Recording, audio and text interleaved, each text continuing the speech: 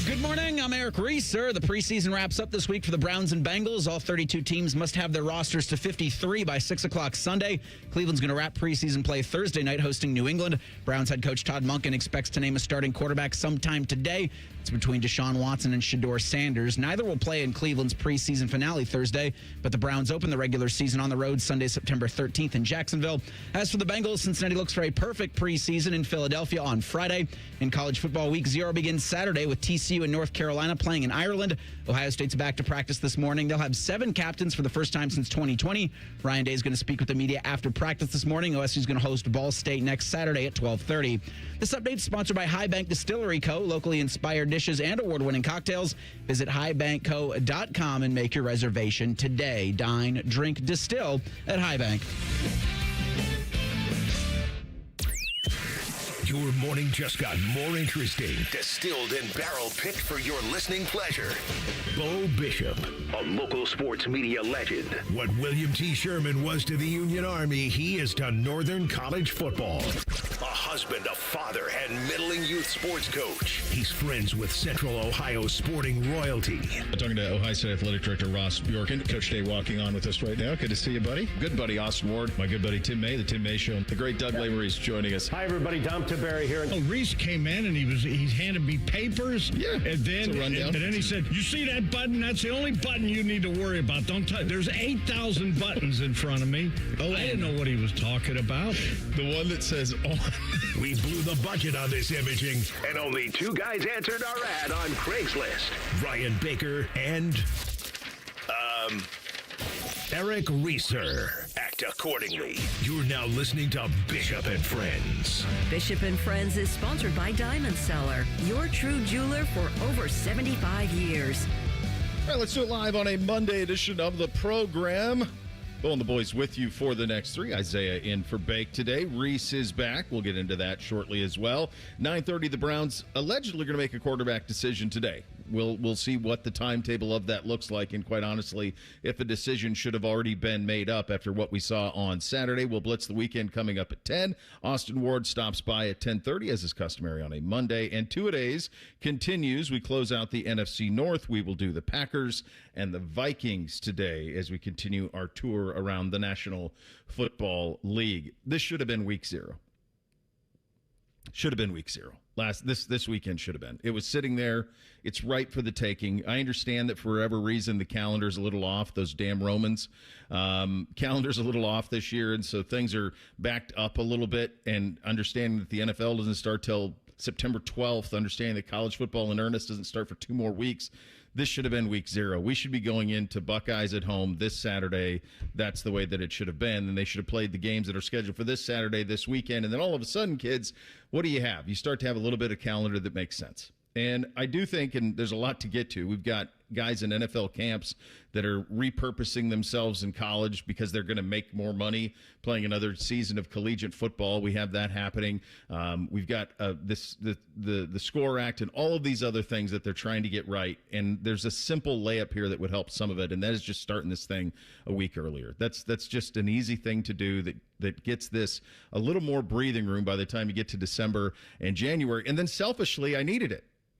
There wasn't really a whole lot. There was a constant. I really enjoyed our Friday Night Lights. Nice win for the Explorers, and that was great. But from the standpoint of what you're doing on a weekend, it was ripe for the taking. College football was there for it. We did have some news on the college football side this weekend. The Buckeyes going with 7 football captains this year. This was an Urban thing. Urban did this a lot. He would have big captain rooms. You have this in the prep here, Reese. Ohio State had 7 captains from 15 to 20. For the longest time, it was 3 or 4 was kind of the way that it was, and that made it kind of special. I'm not going to make a big deal about it. You want to do 7, do 7. It's fine. To me, the sweet spot's like 4. That's what it should be. But I understand. I'm sure there's hurt feelings. You have a bunch of guys who are kind of worthy. And, the other thing is you're going to have a bunch of guys who have been here a long time juxtaposed to guys who have been here a relatively recent amount of time, but have put their absolute stamp on the program. If I had to pick the 2 guys of this list, and the list of 7 include Brandon Ennis, who, Reese, when you and I talked to him, that was abundantly clear at camp that guy was going to have a C. Also that he was going to wear the block O. I think we may have said it. Did we say it when he got off? Yeah, like there's your block O. That's your block O. I think you said that. I think you said exactly that. There's your block O, and it was Brandon. So, and he got it this weekend, and that made all the sense of the world. So that's a no-brainer. Cerevel, get it totally. Jeremiah in his third and final year here. Okay, fine, get it. McLean absolutely came back. Kenyatta, okay, we'll see. Like, is the leadership there? To me, when I think about the two that elevated to this point relatively quickly and probably needed to happen, Julian saying on the offensive side, the idea that he was voted a captain by his teammates tells you how far he's come in a year, because he was really quiet a year ago. Now, he's in a quarterback competition with Lincoln, and how much of an opinion can you have? How loud can you be when you're fighting for things? But what that tells me is that Julian spent this offseason not just with Mickey Marotti in the weight room, but also grabbing a hold of this team by the throat and the program by the throat. So that was a very positive sign to me. And then the other side of the ball was Peyton Pierce. He was in a rather large double shadow a year ago with Sonny and Arvell. But we noticed him. And if you're a loyal listener of this show, you know how much Threes loved him going all the way back to the recruiting process. So the fact that not only is he a captain, but he had the most votes, saw 11 Warriors with others that he had the most votes to be a captain, that tells you where some of that leadership is going to be. So I was thrilled with the guys who are listed. I think Julian and Peyton are the two that jump out to me in terms of, okay, ready to take on a big role. Julian, having fought off a challenge a year ago, wins that job, and now taking a more vocal kind of turn with this team. And then Peyton Pierce, who was, the third linebacker a year ago and is now elevated to leader of the defense. I think those things are very positive signs for this Buckeye football team, still 2 weeks before their opener, Reese. Yeah, I took it on Saturday after that scrimmage and saw the 7 captains, and I kind of felt the same way I did about senior day. I'm like, well, that seems a little bit too much, but if the votes kind of dictated that you needed to have 7 captains, roll with it. I mean, that 2015 through 2020 stretch for Ohio State football is pretty damn good. It was good. So they had 7 captains through that stretch. Okay. If it's fine by the team, it's totally fine by me. That was weird in the update. I don't know how much of it everybody heard, but thinking about Ohio State next week, going against Ball State, but thinking the exact same thing. Like, you had a real great opportunity, college football. Isn't it weird? Yeah. It's so weird. And what is it? It's because there's an extra week this year in the calendar. Is that what it is? Yeah, August is weird. August is weird this year, and so that's it. But, good Lord, this was the weekend you should have debuted. Go this weekend with week 0. We should be playing Ball State Saturday. There's no reason to wait a whole nother week to get this thing done. Obviously, the calendar's different, but this is the weekend you need to start it. I don't know what more evidence that you need. There's plenty of time. Get 2 weeks in before the NFL even begins. 2 weeks of your season, man. I think once they expand the playoff, I think that's the one of the things of the many things chaotic that you had mentioned over the weekend with college football, college athletics, college football in particular. I think once the playoffs are expanded, they'll look to monopolize a little bit more of August. They need to. You can't do more you can't actually do more of January. And then you will not do any of February. So the most logical thing, that's the only bit of positive I can take from an expanded college football playoff is, well, maybe they'll look on the calendar a little bit better. Well, they have to. Even that comment, real quick, Isaiah, that was even that thing that we saw with that was like the one positive of the bill, was that it was not going to allow the season to go past January 8th. So, it was like the one positive. Our small victories, if we could take them. Go ahead, Isaiah. Yeah, it feels like if they do expand the playoff, you pretty much, it's forcing their hand. It should be one fell swoop of, we're going to expand the playoff. The season's going to have to get moved up because the calendar will make absolutely no sense if we don't do it that way. And then as far as for the captains go, if you have 7 people that are worthy of being a captain, then make them all captains. Because at the end of the day, does it really matter that much, who the captains are in the grand scheme of things?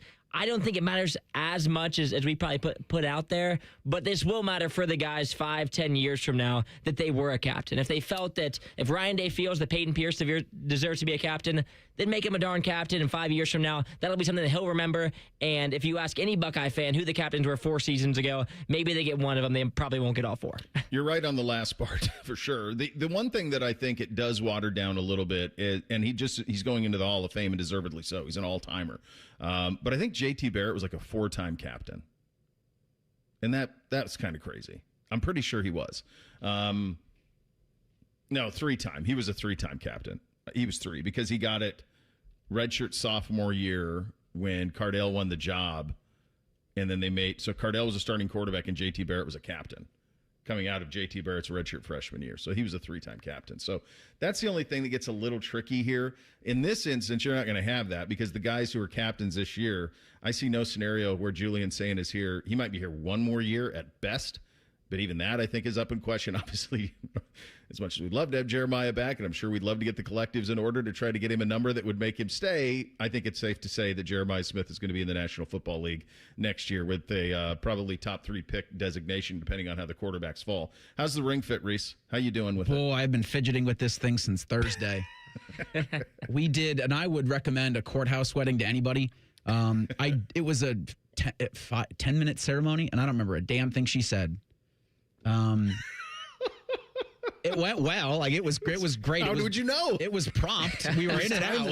Like the most time we spent at the Franklin County Courthouse was figuring out which floor we had to get the marriage appendices, which are the things if you want to get a loan, you got to make sure you have just an extra piece of paper that says, yes, in fact, we are married. So we bought like 10 of them just because. We'll have more in the Weekend Blitz about how Thursday and Friday went, but yeah, I've been fidgeting with this day. It's a silicone ring. I've been fidgeting with the thing since Thursday. You will fidget with it for probably a month, and then it just becomes part of your finger. And mine has been off. It's funny. It was actually fell off yesterday at lunch. So I don't know what that was all about, but I don't think it's been off. And if it's off for anything, it feels awkward if I don't have it.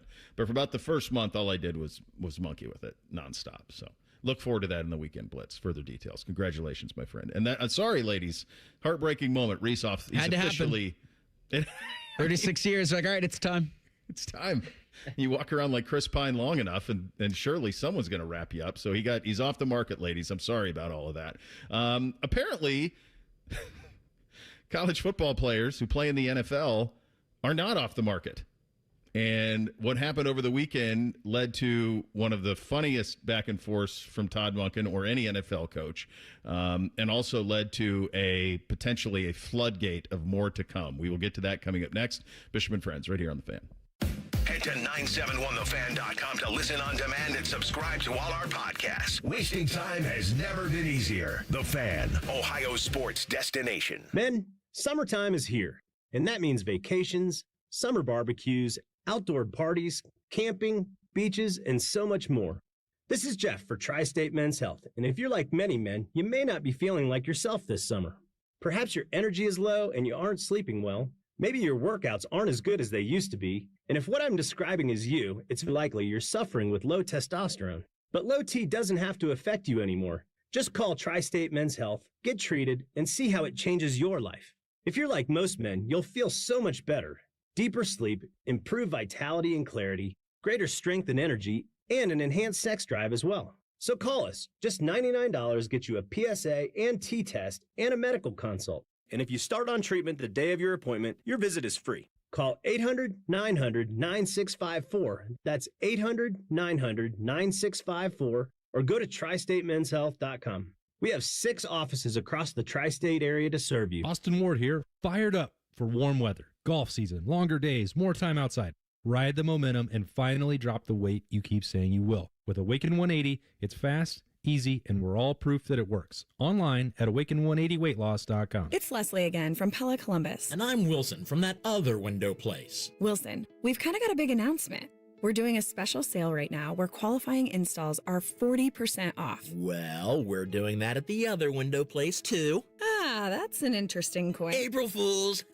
April Fool's Day was a while back, Wilson. Leslie, it's April 1st somewhere. Is it? Agree and disagree. Get the windows that Columbus homeowners rated the leading window brand at PellaColumbus.com. The magic of Harry Potter is now at Tim's. Choose your Hogwarts house donut, summon the refreshing flavor of sparkling Patronus, or seek out the delicious golden snitch Timbit. Try them all at Tim's. At participating US restaurants while supplies last. Common Man here for Germain Hyundai, where right now $99 a month gets you your choice of a 2026 Hyundai Elantra or a 2026 Hyundai Kona, a brand new Hyundai for just $99 a month. And only at Germain, get free gas for 3 months. And with Germain's $1,000 price promise, no one will sell you a Hyundai for less. Find your $99 Hyundai today at GermainHyundai.com. With approved credit, Elantra $44.95 down, Kona $39.95 down, plus tax, title, first month's payment, 7,500 miles per year, ends 8/31. From military life to a rewarding career in IT, kickstart your new journey in a matter of months in the fields of IT and cybersecurity, including AI. Learn more at mycomputercareer.edu/CWP. Financial aid is available for qualified students, including VA benefits. Hi, I'm Connie Britton. I support Feeding America because they help provide over 6 billion meals to people in need each year. Learn more at feedingamerica.org. Feeding America. 200 food banks strong. What defines Ohio? A place that dares to go first and never looks back. There's no slowing us down. At Jobs Ohio, our mission is clear. Strengthen job opportunities and empower Ohio's workforce. Another reason why Ohio is now ranked the #1 state for business by CNBC. This is what unstoppable feels like. We did it together, Ohio. Our time is now. See Ohio's momentum at jobsohio.com/Ohio's time. Helping a new driver get ready for their road test? Here's a convenient new way to make the most of your 50 hours of required practice driving time. The Road Ready Ohio app, available now at no cost to new drivers and their families. Road Ready Ohio keeps track of your driving experience together, providing feedback and safe driving tips. It even generates the documentation you need for the Ohio BMV. The Road Ready Ohio app, free to download in the Apple and Google App Stores. Your favorite fan shows are available as a podcast. What a concept. And don't miss exclusive podcast content like Austin and Byrne. Listen on your schedule from anywhere in the world. Available wherever you get your podcasts. Fan weather. From the Logan AC and Heat Services Weather Center. It is a nice, cool start to the day out there, and all that sunshine boosts us to a high in the mid-70s this afternoon. Just some passing fair weather clouds today. We'll have a northwest breeze of 5 to 15. For your Tuesday, starting off in the mid-50s, upper 70s for a high with a mostly sunny sky once again. For the Fan, I'm 10 Weather Impact meteorologist Justin Gertz. Miss a little, miss a lot. Catch Bishop and Friends wherever you get your podcasts. It's free. Sponsored by Atlas Butler Heating, Cooling, and Plumbing. The Fan. Find us on YouTube. Search WBNS Radio and you can see what Bo looks like. But only if you subscribe. This is Bishop and Friends. Folks at Columbus know that August brings those aggressive yellow jackets and wasps. Don't wait for an invasion. Protect your property and family with the Rose Pest Solutions Home Service Program. The Rose Home Service Program provides year-round protection, one flat annual fee, regularly scheduled visits. Rose is local, family-owned, and trusted by your neighbors in Ohio for over 165 years. Get peace of mind today. Call 800-966-ROSE or visit rosepestsolutions.com. This is a quote from Greg Sankey back in May. People have to want to be governed. That's Greg Sankey back in May. He's got a coach at LSU that has no interest in it. Absolutely none. So Adam Schefter, the first to report this on Sunday, that the Browns waived tight end Daquan Wright. And if he clears waivers, he has an agreement in place for the 2026 season to play for, you guessed it, LSU. This per his agent, Drew Rosenhaus of Kyle Lincoln. Wright is believed to be the first player who could play for an NFL team and then go back to college. Todd Monken was asked about this post-game Saturday, among other things, post-game Saturday, which we'll get to in about 10 minutes, but was asked about this and had a very interesting exchange on how this all went down. I mean, it's crazy. I mean, I don't even know what to say. I mean, as far as I know, he's had a medical issue that wasn't allowing him to practice. That's a medical, issue. It's nothing to do with me, and then, and then he was cleared, so we dressed him just in case we had to have him. But when you don't rep, it's hard to put him on the field. JT was out there, so we didn't want to get Blake hurt, and he's only been with us a week, and we had a number of things where Browns hurt Browns, and which to the naked eye you won't see, but we had a number of things that way when you're putting in guys that haven't really been there, and some of that's true, and some of it, isn't good enough from us as coaches once they go out there. But I mean, I don't know what to say. I mean, I wondered why Lane Kiffin reached out a week ago. Now I know. I mean, I didn't know. Now I know. I didn't call him back. Now I guess I should have. So, yeah, it is crazy. The reason that this happened is the ruling and then an injunction and then a ruling on top of it. Here's the crib notes. The NCAA goes to court, they lose. So this is part of the NCAA's new 5-to-play-5 rule. And so there are going to be, this is the first one of these, but that my hunch is there will be more, and potentially the floodgates will open on this. A bunch of guys who played 4 years of college football who are going to go get their 5th year. Now, the interesting caveat to this one is Daquan Wright played at Ole Miss. The SEC has a rule, the league has a rule that you cannot transfer from one SEC team to another without having to sit. LSU said, hold our beer. We're not taking somebody from Ole Miss directly to LSU. In fact, we're not doing that at all. In fact, we're taking a guy who was in the NFL and putting him back to LSU. And by the way, this isn't the only player that LSU is trying to pull this off with. There's 3 other guys from Ole Miss that are in a similar boat from last year that they're going to try to do this with as well. I don't know what Lane is doing. I was just about ready to say, I don't know what Lane is doing from a roster standpoint. I don't know what he's doing from a financial standpoint to make all of this work. But the reality is it doesn't matter. None of it matters. There's no rules to any of it. So this kid's going to play. He's going to play. All these other guys are going to play. It's August 24th. What course of action does collegiate football have? Forget the NCAA. The only way that you could do it is it goes back to the Sankey line of people have to want to be governed. Like you all kind of have to play by the same rules, right? If we don't play by the rules, then you're going to have anarchy, and that's what you have right now. And, of course, it would be Lane Kiffin who would be the one to press this. Like who else out of Central Casting would be the one to try to press this rule? And so this is LSU going as big as they can in year one with Kiffin. It's as simple as that. And they're going to push every ounce and bend every ounce of every rule that they have to get the things that they want, Reese. The only way you can fix the issues in college football is by the coaches banding together and saying there are rules here and we are going to follow them. When you have outliers or you have rebels or renegades like Lane Kiffin, then nothing can really be done. Because as long as there's a guy like Lane Kiffin that's willing to push and bend and do whatever it takes. I mean, he landed a Notre Dame defensive end on Friday, was, had exhausted his 4 years. He said, well, I'm going to go play a 5th year at LSU. Mm-hmm. The state of Louisiana is backing Lane Kiffin on this. Yeah. So you want to go judge shopping? Well, you can do it there. It's interesting, with the triumvirate of coaches that LSU has, like Mulkey, Will Wade, they'd all do the same thing. And it's one of those things to where you can ask for all the federal guardrails, you can ask for anything outside of the coaches coming together and saying, here's what we're going to do, here's what we're not going to do, and we are going to police ourselves. Nothing's ever going to get done with this. On Saturday, it was Dan Lanning and the Oregon Ducks had a scrimmage, and then Lanning was actually asked about this specific issue. I think there's a lot of negatives that are involved around this. One, once you go to the NFL, to me, you're in the NFL. You don't get the opportunity to come back. Two, most of us have built our rosters, and you have a limited roster limit now. So if you invited somebody back to your team, that means you're kicking somebody else off your team, right, to match your roster limits. I don't think that's fair to the players that worked all summer, all spring, and put themselves in position to be ready to work for a team, to have somebody come back. But ultimately, it used to be once you had an agent, or once you went and did the combine, or once you went to all those things qualified as you were no longer an amateur, you're a professional now once you declare for the draft. So to let any of those players come back, fair or unfair to them, it's unfair to the sport. And I think it's unfair to the players that are on current teams, for those guys to be coming back. So unless you have all 136 FBS coaches singing that same song, good luck with anything else. Even that, though, like Lanning's talking about, you were an amateur.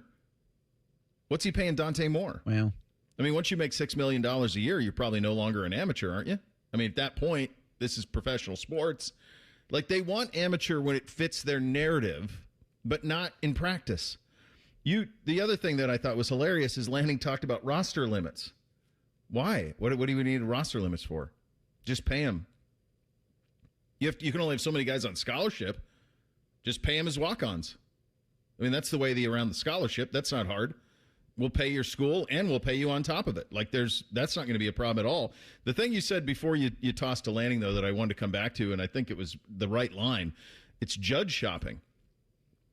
This is a state court in Louisiana that had a ruling on Thursday that's going to benefit the State University of Louisiana tremendously. Well, of course they are. Who's his constituents? So if you are college football, how many are you going to fight? 50 lawsuits? You're going to go try to appeal 50 different rulings around the country? Obviously, probably not going to have to worry about it in a place like Maine. But so let's say there's 25 states that have major college football and major college basketball that they want to take advantage of this. And they want to go down this rule. All they need is a state judge, and then you got to go try to get an appeal. Good luck. Who's paying for all that? I mean, it's so repetitive. It's pro sports. Give them contracts, collectively bargain it. Then this stuff stops. But they keep finding these loopholes, Isaiah. It's time after time after time. They lose over and over again. And it feels like there's nothing that if someone is willing to put effort into to fight, that it can't go through. Like at this point, it feels like any argument, like I wouldn't be surprised tomorrow if any rule could just be tossed aside for a new ruling, by a judge. It feels like every day there's something new that we hadn't even considered. Like, had anybody considered 2 months ago that we'd be having NFL players playing college football? Like, no, that hadn't even crossed my mind because nobody was pressed enough to make it happen. And who's to blame here? Like, I can't blame the players. I can't blame Daquan Wright because if this is an opportunity for him, who am I to say that if they're going to allow him to come back and play, that he shouldn't be able to come back and play? And for even Lane Kiffin, like I want the coaches all to band together, and I want them to do that. But as long as there's one bad egg, like that's who he's competing with. Like these guys operate under so much pressure that it's like, what lengths are you willing to go to try to win? And if one coach is willing to go a little bit farther, then it just pushes everyone alongside of them. Everybody has to just take an inch further because they don't want to fall behind because this is competitive. Like everybody is fighting to keep their jobs every single year.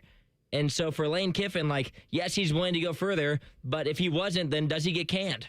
That's how it goes. No, and even go back to Sorsby this summer. Remember, they found a judge for that one. And it wasn't a ruling or an injunction that stopped Sorsby from playing for Texas Tech. It was the conferences saying, we're not going to play him. I mean, that's what it was. So when it came to gambling, they banded together and said, yeah, we're not having it. But this, they can't. They couldn't even go 2 days. I mean, this started happening on Friday. The ruling happened Thursday, and on Friday, Kiffin's got fifth-year guys coming in, baby. Let's roll. I mean, it is what it is. And it's one of those things where there's a great, I don't know why this jumped into my line. I guess jumped into my head. There's a great and very famous NASCAR line, if you ain't cheating, you ain't trying. I used to apply that to the Southeastern Conference. You ain't cheating, you ain't trying. There's a great image of Dale Earnhardt Sr., the late, great Dale Earnhardt Sr., and there's a photograph of him with his left toe slightly pressed up against the front of his car, lifting it ever so slightly. Why did he do that? To make it seem like the car weighed less than it was supposed to, right? I mean, that's the reason he was doing that. And the reason that they do those things was to find any edge they could. And I'm convinced that a lot of these places have people that just look for loopholes. And LSU right now is at the top of the list of the people who do this. They are loophole hunting at LSU, and they're going to find a way around a lot of things. They are Darth Vader for this year, at least. It feels like in men's basketball, men's football, women's basketball, all of it. They are Darth Vader of college football and college athletics this year. The Browns are going to make a quarterback decision today. My hunch is it happens sometimes around noon. Did what happened Saturday have an impact on Todd Monken's decision? We'll get to that in 2 minutes. Bishop and Friends right here on The Fan. Common Man here for my friends at Care Heating and Cooling. Summertime napping season is upon us. What's that mean? Well, that means for me, a little nap on the leather couch. I got the ceiling fan on, but if that AC's not working properly, that nap turns into crap. Am I right? You got to make sure that AC's in tip-top shape, and the only people to call are my friends at Care Heating and Cooling. The message on their homepage says, we care about your comfort, because they do. If you're not comfortable in your own home, they start to get itchy and scratchy. Here's what you need to know about my friends at Care. They've won the Lennox Centurion Award for 17 years in a row. Now, if you're not in the biz, you don't know what that is, but I'm going to tell you, it's given to the top 5% of Lennox dealers in the country each year. Their service techs are the best in the business. business, and there's not a problem they can't solve, except maybe the meaning of life. They had no answer when I asked them. But think about living without central AC. Mess you up. My friends at Care also have easy online scheduling. CareHeatingandCooling.com. Care Heating and Cooling. Call 1-800-COOLING when you need a company you can trust. Steve here with USA Insulation. Let's do some quick math together. Your energy bill this summer, probably one of the highest you've ever paid. Now imagine that same bill all winter long. That's what you're going to be looking at if you don't fix your insulation. You can still get the best deal of the year. We foam your walls,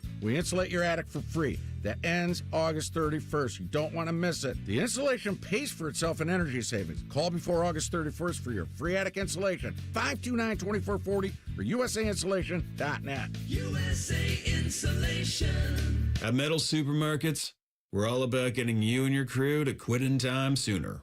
That's why our service is a cut above. You see, no matter the project, we'll get you to the right metal, shape, and grade. Cut to any size, ready real fast. And yeah, we'll deliver, leaving plenty of time for the important things, like opening an ice-cold can of aluminum. Metal Supermarkets, the convenience store for metal. Bishop and Friends is sponsored by Diamond Seller, your true jeweler for almost 80 years. The Fan, Ohio's sports destination. What's up? What's up, man? What's up with you? Sponsored by Apex Pros. The pros who knows.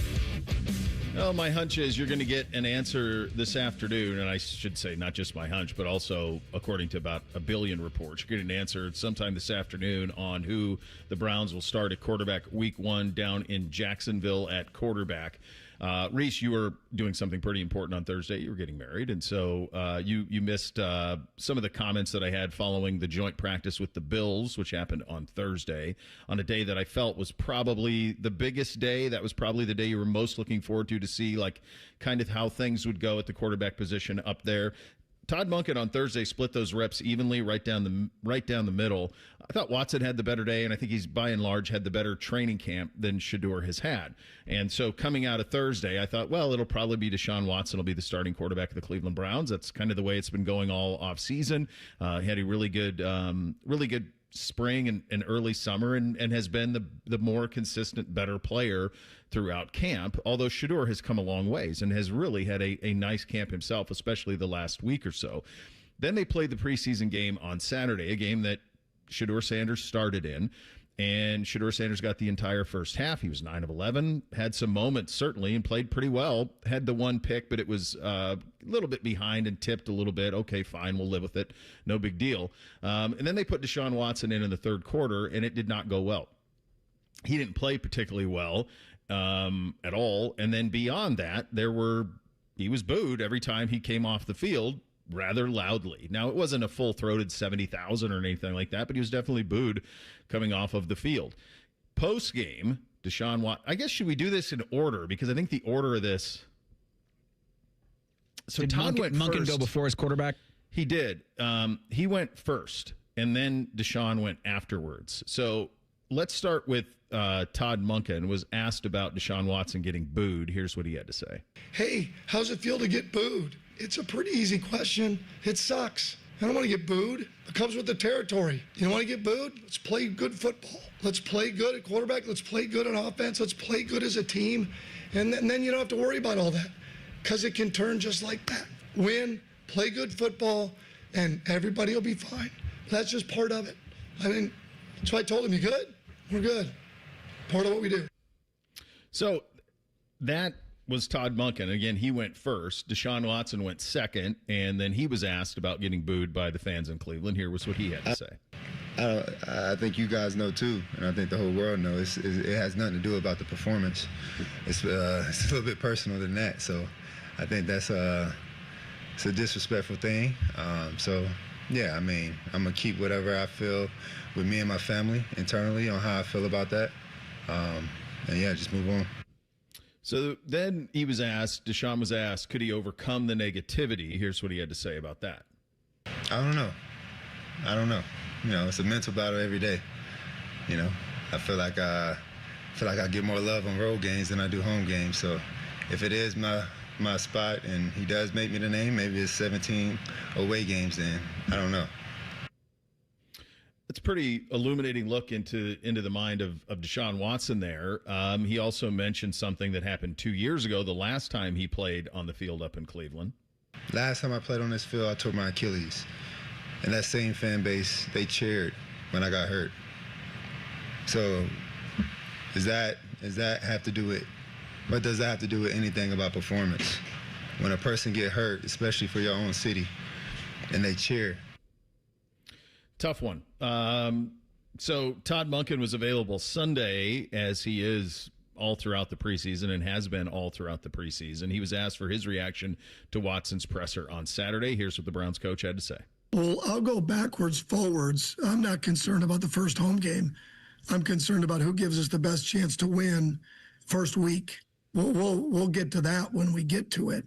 My reaction was a young man who's worked awfully hard to get back to where he is now. And he wants to, in the worst way, play winning football for the Browns organization and the fans. And it didn't go as we had hoped, or he did, I'm sure. And I think we have to be a little bit careful of judging someone right after going out there to play, feeling like he's put in the work, and then to not perform as well as he would have wanted. And like I said, we all want to be appreciated. And he spoke from the heart. And I don't ever blame someone that speaks from the heart. And then someone would say, well, do you feel like he doesn't have confidence? I don't see that. I don't see that every day. I see a young man that has confidence, and he wanted to perform in the worst way at a high level. Should Saturday have an impact on the decision Todd Monken is going to make public sometime this afternoon? Emotionally, as a Browns fan, I think yes. I think there's no way, again, this is Browns fan Eric, that he should start for the Cleveland Browns ever again. I hear Watson's comments and I go, well, that's T-Bone and Tyvis have the great loser talk drop, and everything that Deshaun said, that was just loser talk and loser mentality. And how can he lead a locker room?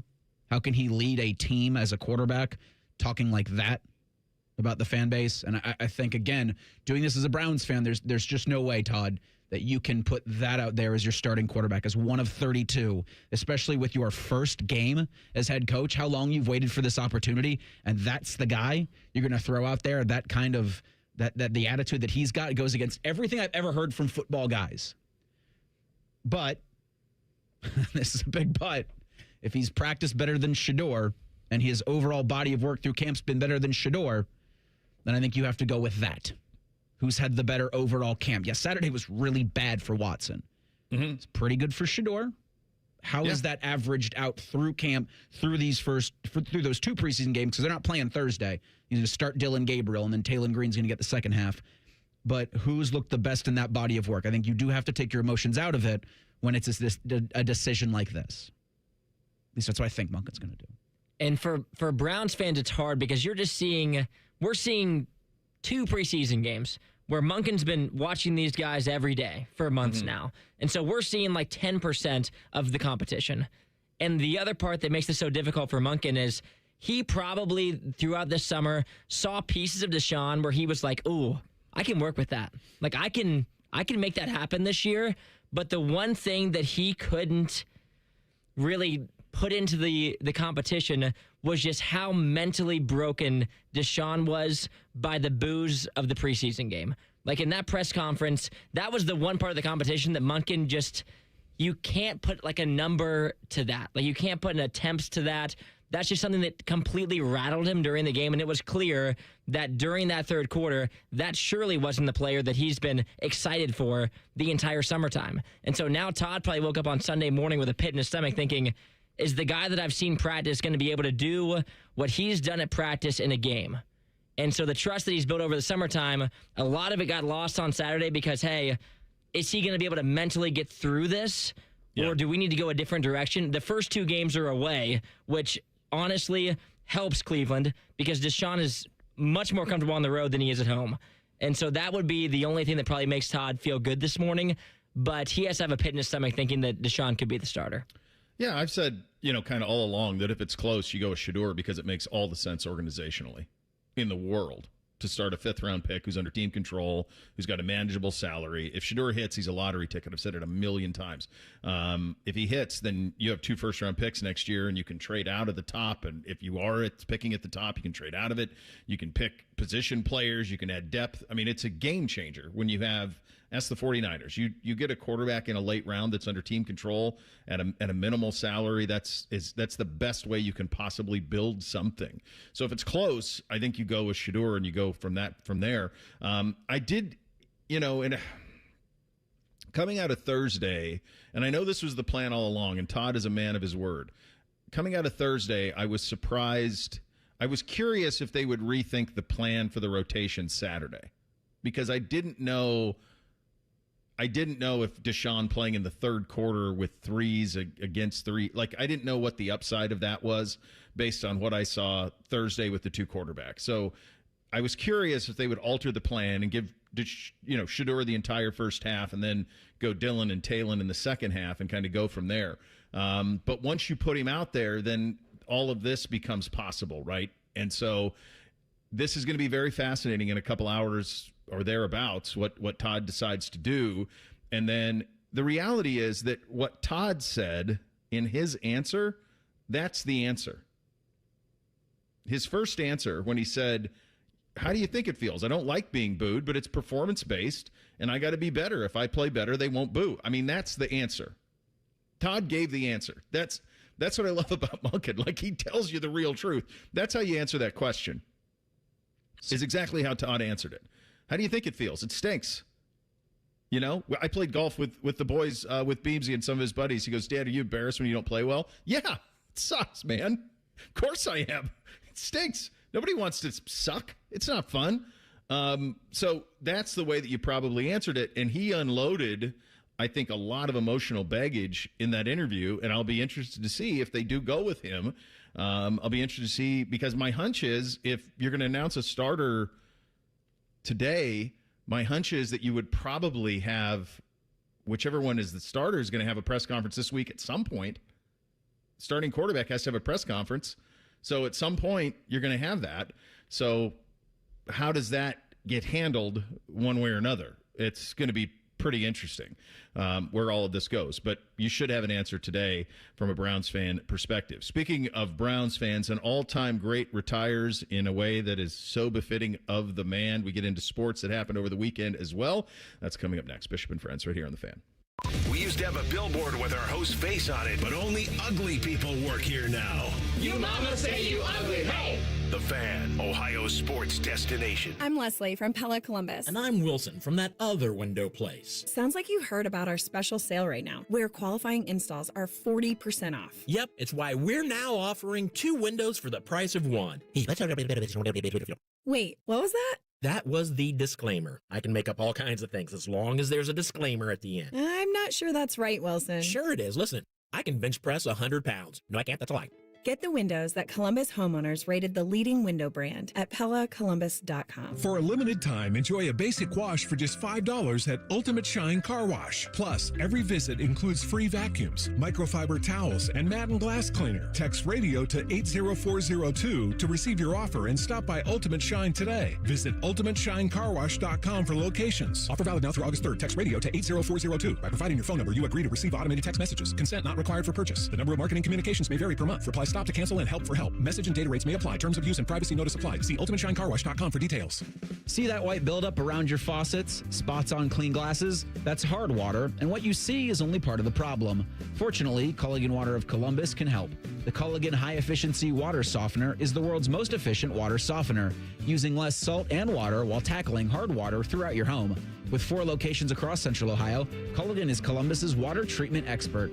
Start fixing your home's water today with a free water test. Visit CulliganWaterColumbus.com to schedule. Culligan, water you love. When your joints hurt every day and you've been told you need surgery, you better do your homework. Once a joint is replaced, there is no going back. Hi, it's Tyvis Powell. Before you schedule surgery, consider getting a second opinion from QC Kinetics. Whether you're dealing with pain from bone-on-bone arthritis, a torn meniscus, or years of wear and tear, surgery isn't the only conversation you should have. Talk to Dr. Tesner and his team at QC Kinetics about how they use regenerative treatment to deliver relief to patients like you here in the Columbus area. area. If you're a good candidate, they'll concentrate tiny healing tools within your body right on the spot that actually causes the pain. The whole idea is to give you a real shot at holding off surgery, or in some cases, even avoiding it altogether. And that's why it makes sense to explore every option before making a decision that can change your life. Don't just accept surgery as your only choice. Call QC Kinetics today for a second opinion and know your options. The conversation and consultation are totally free. Go to QCkinetics/Columbus or call 380-208-4544. That's 380-208-4544. Hey, it's Common Man. Everybody's talking about affordability these days, but the good news is you'll find hundreds of vehicles that fit your budget at GoGermain.com. Drive home in a new sedan starting at just $139 a month. New SUVs from only $189 a month, or a truck for as low as $329. Plus, choose from over 1,700 new and pre-owned vehicles, all priced under $30K, and it's only at GoGermain.com. And with their $1,000 price promise, no one's going to sell you a car for less. Go see my friends today. GoGermain.com. Hey, Jerry, remember when you invented that tiny bit of paper at the start of a new roll of sticky tape that helps you find the end? Ah, yes, the Jerry tab. Too bad the name never caught on. But it makes the thing you already paid for more useful. And makes your life more enjoyable. So I thought we could make people's lives more enjoyable when they call us to do plumbing work on their home. Get Eco. ECO. If you get Eco to replace your water heater, our helpful plumbers will do up to $500 worth of additional plumbing work for free while we're there. The job's too little to call a plumber for, but you really want a plumber to fix. Get Eco. ECO. And if you need something bigger done, we'll give you $500 off the cost of that. Wait, we could put a Jerry tab at the beginning of every toilet paper roll. I could be famous after all. Get Eco. ECO. Eco plumbers, electricians, and HVAC technicians. Home of the Jerry tab. GetEco.com. The Reds are on the Fan's family of stations all season long. If you don't listen, Terry Francona will ride his scooter to your house and yell at you. You're home of the Reds, the Fan, the Fan 2, and the Fan 3. The Fan Poll is sponsored by JT's Pizza and Pub, home of award-winning pizza and $2 tall boys. All day, every day. Our top men are working on everything except this show. We have top men working on it right now. Who? Top men. You're listening to Bishop and Friends. I remember him, my first year that I was doing stuff with the Browns was Nick Chubb's rookie year. Bake and Nick and Denz, a pretty good draft John Dorsey had with Bake and Denzel, and Nick Chubb was the second-round pick. And Carlos Hyde was on the roster at that time, and we loved El Guapo from his time here. And Carlos is a very nice NFL running back and a great college running back. But it didn't take long to see the difference between someone who was very good in Carlos Hyde and someone who was elite in Nick Chubb. It was pretty obvious right away. And I think it was probably the game. I want to say that it was a game his rookie year at Oakland against the Raiders where he just had a day. And it just became obvious, like, this is the guy. And all Nick Chubb did from that point on as a member of the Cleveland Browns was show up to work his rear end off. At times, I think you could argue there's probably a moment in there where he was the best running back in all of football. But regardless of his talent off the field, what I would say is Nick Chubb was a grown man pro. He showed up to work and worked every single day. And his injury that he sustained on the hit from Minkah Fitzpatrick is as painful personally to me of an injury in terms of somebody who just did not deserve what had happened to them as any that I've covered in sports. It just sucked that it happened to him because he was everything that you'd want an NFL player to be. He's everything you'd want a man to be. He was the definition of speak softly, carry a big stick. Like, he just didn't run his mouth much. And the thing that was kind of cool about him, and you saw it up close, was the relationship that he had with Kareem Hunt, because Kareem Hunt was loud and boisterous and talked all the time, and they kind of fed off each other really, really effectively. And so when I saw that he retired over the weekend, and I get it. I mean, the injuries, it's too much to overcome. It's all very, very understandable. And it was probably inevitable that the career was going to be short after that injury in Pittsburgh. But you'd be hard-pressed to find anybody. I would imagine that he's on a list that includes Joe Thomas, maybe still Miles, as your favorite Brown. If you're of a certain age and you don't have the Bernie Browns, I'm guessing Nick Chubb is at the very top of the list. Yeah, if you want to do, for me, a Mount Rushmore of likable Browns, Nick Chubb might be the second face after Joe Thomas. And I remember some of, Jim Donovan's best calls, some of my favorite at least, were of Nick Chubb just ripping off improbable touchdown runs. I think he was, 100 yards shy of Derrick Henry in 2019 for the NFL rushing title. He was an incredible, not only an incredible football player, but just an incredible all-around ambassador to what a Cleveland Brown, what you hoped a Cleveland Brown would be. And seeing the news Saturday morning, because I think he had the post Friday night, you said. Yep. It just kind of reminded me of what could have been with him and this Browns team. And that 2019, I think they only won 6 games, but 2020 they go to the playoffs, and what could have been with all of that. Because just some of the all-time, some of the more talented players, but just great humans were part of those years. Yes. Nick Chubb was at the top of that list. Not Kareem Hunt. Good football player, less so human.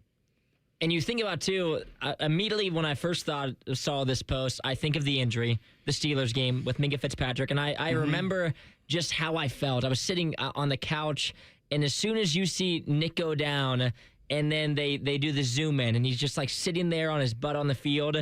And it was one of the most heartbreaking injuries I've ever seen. My heart just goes to my stomach. I look at my fiance, and I'm like, you don't understand what this guy's been through, and just how he was able to perform with so much dysfunction around him. If he was on this Browns team right now with everything that's going on, what I would expect from the Browns in week 1 is, hey, we're going to give the ball to Nick Chubb probably 20 times, and he's going to rush for 150 yards, and the quarterback might do crazy things, and the players might be screaming at each other, but he's going to score in the end zone, he's going to hand the ball to the referee, and he's going to put us on our back. And that's what he did the entirety of his career. And the year that the Browns eventually ended up making the playoffs with Flacco is that year that he obviously gets hurt early in the season, and there's just so many years with him where he was putting up over 1,000 yards that you just wish that he got more moments in the playoffs that we couldn't deliver for him. How about his rookie year when he has 996 yards? He's 4 yards short of 1,000, and they're sneaking Baker in the goal line to get him a touchdown record or something. Nick doesn't say a word. Nothing. Nick Chubb is, I'm pretty sure, the list is entirely him and Jim Brown of players who started their career with 5 straight seasons with over 190 attempts, averaging over 5 yards a carry. Nick went 996, 5.2 a carry, 1494, 5 a carry, 1067 in 12 games, 5.6 a carry, 1259 in 14 games, 5.5 a carry, 1525, 5 yards a carry. It's him and Jim Brown that did that. He was on a trajectory as a gold jacket is where he was headed.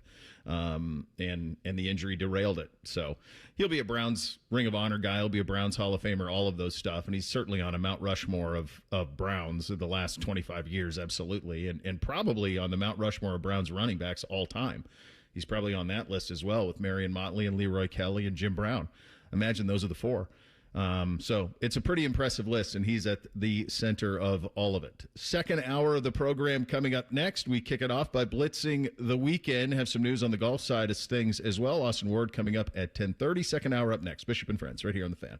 Wake up with the Fan. Eat lunch with the Fan. Go to bed with the Fan. Dream about the Fan. Then change your sheets. Gross. Ew, you guys are gross, but stick around in case I don't find anyone else. The Fan. Hey, what's up? It's T-Bone. Tired of snoring? Sleep Better Columbus can help with a custom mouthpiece that opens your airway and stops the snoring. No mask, no noise. Call 1-800-MORE-SLEEP or visit sleepbettercolumbus.com today. Stop snoring, sleep better, live better. The magic of Harry Potter is now at Tim's. Choose your Hogwarts house donut. Summon the refreshing flavor of sparkling Patronus, or seek out the delicious golden snitch Timbit. Try them all at Tim's.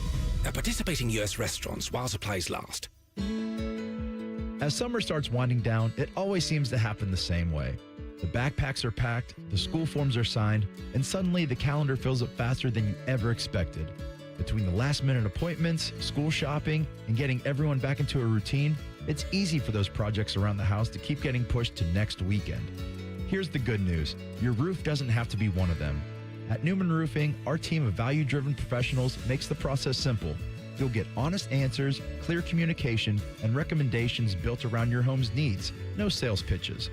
Whether it's a new roof, siding, or gutters, we'll help you check it off your to-do list with the kind of white glove service that's earned the trust of families across Central Ohio for more than 30 years.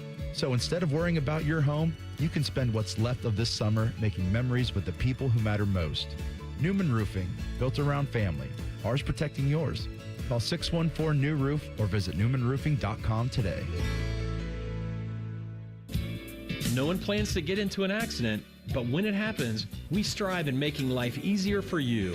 This is Justin Hinderer. The Hinderer Motor Company Collision Center is ICAR certified and certified by many manufacturers to provide the best quality repair available. All of our repairs come with a lifetime warranty. We have our own 24/7 towing service so you never have to wait. Plus, we offer on-site rental cars for every lifestyle. At Hinderer Motor Company, we love what moves you. Every year, summer ends and the kids go back to school. This year, I'm going back too, at My Computer Career. They'll help me get the skills and certifications that can get me noticed by top employers in months, not years. Now I'm on a fast track to a high-demand IT career where the rewards can finally match my value. Visit mycomputercareer.edu and take the free career evaluation today. That's mycomputercareer.edu. It's never too late to go back to school. Financial aid is available to those who qualify, including VA benefits. Football season is here. Make sure your internet is ready. Kinetic's 100% fiber gives you the fast, reliable connection to enjoy live football on YouTube TV and watch up to 4 live games at once with Multiview. Check real-time stats and catch more big plays without missing a snap. Take your game watching to a whole new level. Switch to Kinetic. Save up to $120 on your first year of YouTube TV. Visit GoKinetic.com for details. Subject to availability and eligibility. Terms, conditions, and restrictions apply. Cancel anytime. Kinetic. Internet better. When my wife and I got married after both graduating law school, we didn't have 2 nickels to rub together. Ultima had to give me her gas card just to drive home. We never could have imagined that one day we would have the largest injury firm in the world and $25 billion in money collected and counting. As good Catholics, we had 4 children fast. They all work in the firm today. Our family protecting yours. I'm John Morgan of Morgan & Morgan. But our greatest gift was years away, grandchildren. Today we have 6 and counting. It's the greatest joy that we have ever experienced. I think about them all day long. Our family promises to protect your family should you need us. Call us. It's easy. Visit forthepeople.com and make sure you hug your grandchildren. God's final gift to us. Morgan & Morgan, for the people. Injured? Dial pound law. Morgan & Morgan. Ohio office located at 600 Vine Street, Cincinnati. Prior results do not guarantee a similar outcome. There are lots of ways you could celebrate America's 250th year. Epic fireworks, adopting your own bald eagle, treating your coworkers to a very special rendition of the Star-Spangled Banner. Or you could just go to America250ohio.org, where you'll find tons of cool events in counties all over Ohio that celebrate America and the big role our state played in its history. Start your celebration at America250ohio.org. Sponsored by the Ohio History Connection, aired by the OAB and this station. After my accident, people warned me to slow down. I said, I don't know how. Thanks to my VA care team, I haven't. At VA, we're using technology to help veterans recover faster and live their lives to the fullest. Learn more at vacareers.va.gov/PSA. Hey, it's T-Bone again. Sleep apnea doesn't have to rule your nights. Sleep Better Columbus has been treating snoring and sleep apnea for over 15 years with proven results and now has an office open in Marysville. Call 1-800-MORE-SLEEP or go to sleepbettercolumbus.com. Stop snoring, sleep better, live better. Broadcasting live from the McDaniel GM Superstore Studios. Driving excellence since 1916. Chevrolet. Together, let's drive. WBNS HD1 Columbus. Good morning. I'm Eric Reeser. It's decision day for the Cleveland Browns. Todd Monken's expected to name a starting quarterback sometime Monday. Either Deshaun Watson or Shedeur Sanders will get the nod Sunday, September 13th in Jacksonville. Neither will play this Thursday as Cleveland wraps the preseason hosting New England. Cincinnati looks to put a bow on their perfect preseason Friday night in Philadelphia. Bengals are 2-0 after their win over the Bears this past Saturday. Ohio State football is back to practice Monday. Buckeyes held a scrimmage at the Shoe this past Saturday. OSU named 7 captains for 2026 and awarded Brandon Inniss the Block O this season. Ohio State's 13 days out from hosting Ball State Saturday, September 5th. In baseball Monday, Reds and Guardians are out west. Cincinnati's at San Francisco. Cleveland's at Anaheim. Guardians are 3.5 back of the White Sox in the AL Central. This update sponsored by Roosters. Roosters is giving away 12 ultimate Buckeye experiences, tickets, sideline passes, and trips to a Buckeye first-round postseason game. Register today and every day at roosterswings.com. 10 feet tall and bulletproof isn't just a saying, it's a way of life. You're listening to Bishop and Friends. Well, we have a little bit of breaking news here. Perhaps we'll float the blitz to the following segment. We have some breaking news out of Cleveland. It will be Deshaun Watson as the starting quarterback for the Cleveland Browns. Adam Schefter, Mary Kay Cabot, Jordan Schultz, all reporting via sources. Nothing from Todd Monken yet. He's scheduled, I don't know if he's scheduled to talk, but typically does talk on a Monday. I haven't seen anything from Browns PR, so I'm not sure if they have a time on that. But if it's Schefter, Mary Kay, and Jordan Schultz, then it is known. So Deshaun Watson will start week 1 for the Cleveland Browns. He'll start in Jacksonville. They will then go to Tampa Bay. I think that obviously helps matters. Here's the thing on Todd Monken. I would just tell you, having known him for a while and really enjoy him, we've outlined this many times. It's a 60-year-old guy who is living a dream of coaching in the National Football League. And so there was not going to be anything in this decision other than what he thinks gives him the best chance to win. And he thinks, obviously, and we'll hear from him, I assume, at some point this afternoon, that the best chance for him to win is Deshaun Watson. Now, that is much more difficult of something to explain because of what happened on Saturday. And so if Todd, I'm sure Todd's going to talk today. Have you guys seen anything from Browns PR? I haven't seen anything yet. Nothing from Cleveland in any official capacity. Okay. So if he talk, I'm assuming he's going to talk today. I mean, they were going to name it. So if you name a starter, you're going to talk. And then my hunch is Deshaun Watson is going to talk either sometime today or sometime. He's going to talk this week because the starting quarterback's going to get is going to have an availability. I think that they're going to have a tall task of trying to explain away everything that happened post-game Saturday. I think it's a tough sell for the fans. I think that's pretty obvious. So I think if you were looking for the right way to handle it, my hunch is Todd will provide it and do the best possible way of explaining this. And I would have full trust in him to be able to handle it. I'm curious Deshaun's tone when he talks. I don't know if it'll be today or it'll be sometime later in this week, if his tone has changed from what he said on Saturday as well. But obviously, and you guys both articulated your thoughts on this, this is a challenge. This will be a challenging one for Browns fans to wrap their heads around. I mean, this whole thing's been a debacle.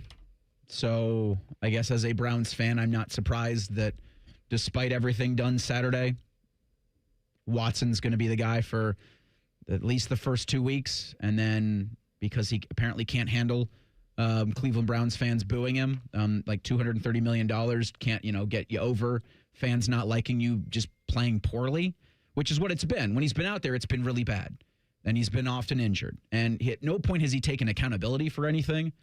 That, I think, for me is the biggest thing. And for a lot of Browns fans out there, again, I'm doing this as a Browns fan. There's been no accountability with Deshaun. There's been some accountability with ownership on the swing and a miss. But nobody's really owned just how bad of a decision this was. When we talk about the Mount Rushmore of likable Browns, for me, Myles Garrett's still up there. But you don't have Myles Garrett because of this decision, in my opinion. You've wasted so much time as a franchise with this that this won't end well for Cleveland when they come back. What'll it be, September 27th, hosting the Carolina Panthers? Yeah. Likely 0-2, because, again, I've seen enough of this to know that Deshaun Watson's not the quarterback that's going to command them to wins. Now, if they can get pushed in the offensive line and just give the ball to Quinshon Judkins, a little bit of Dylan Sampson, okay, maybe you can get 13-10 wins out of those Florida games, but you come back and you lay a stinker against the Carolina Panthers. It's going to be really, really vitriolic when he trots out there. Also, on the other hand, though, might be pretty nice of a reception for Shedeur when he comes out. When the hook comes through Watson. And you got to wonder how long the leash is for the season. And if they're naming him starter, they had every reason not to, obviously, from the fans' point of view after Saturday.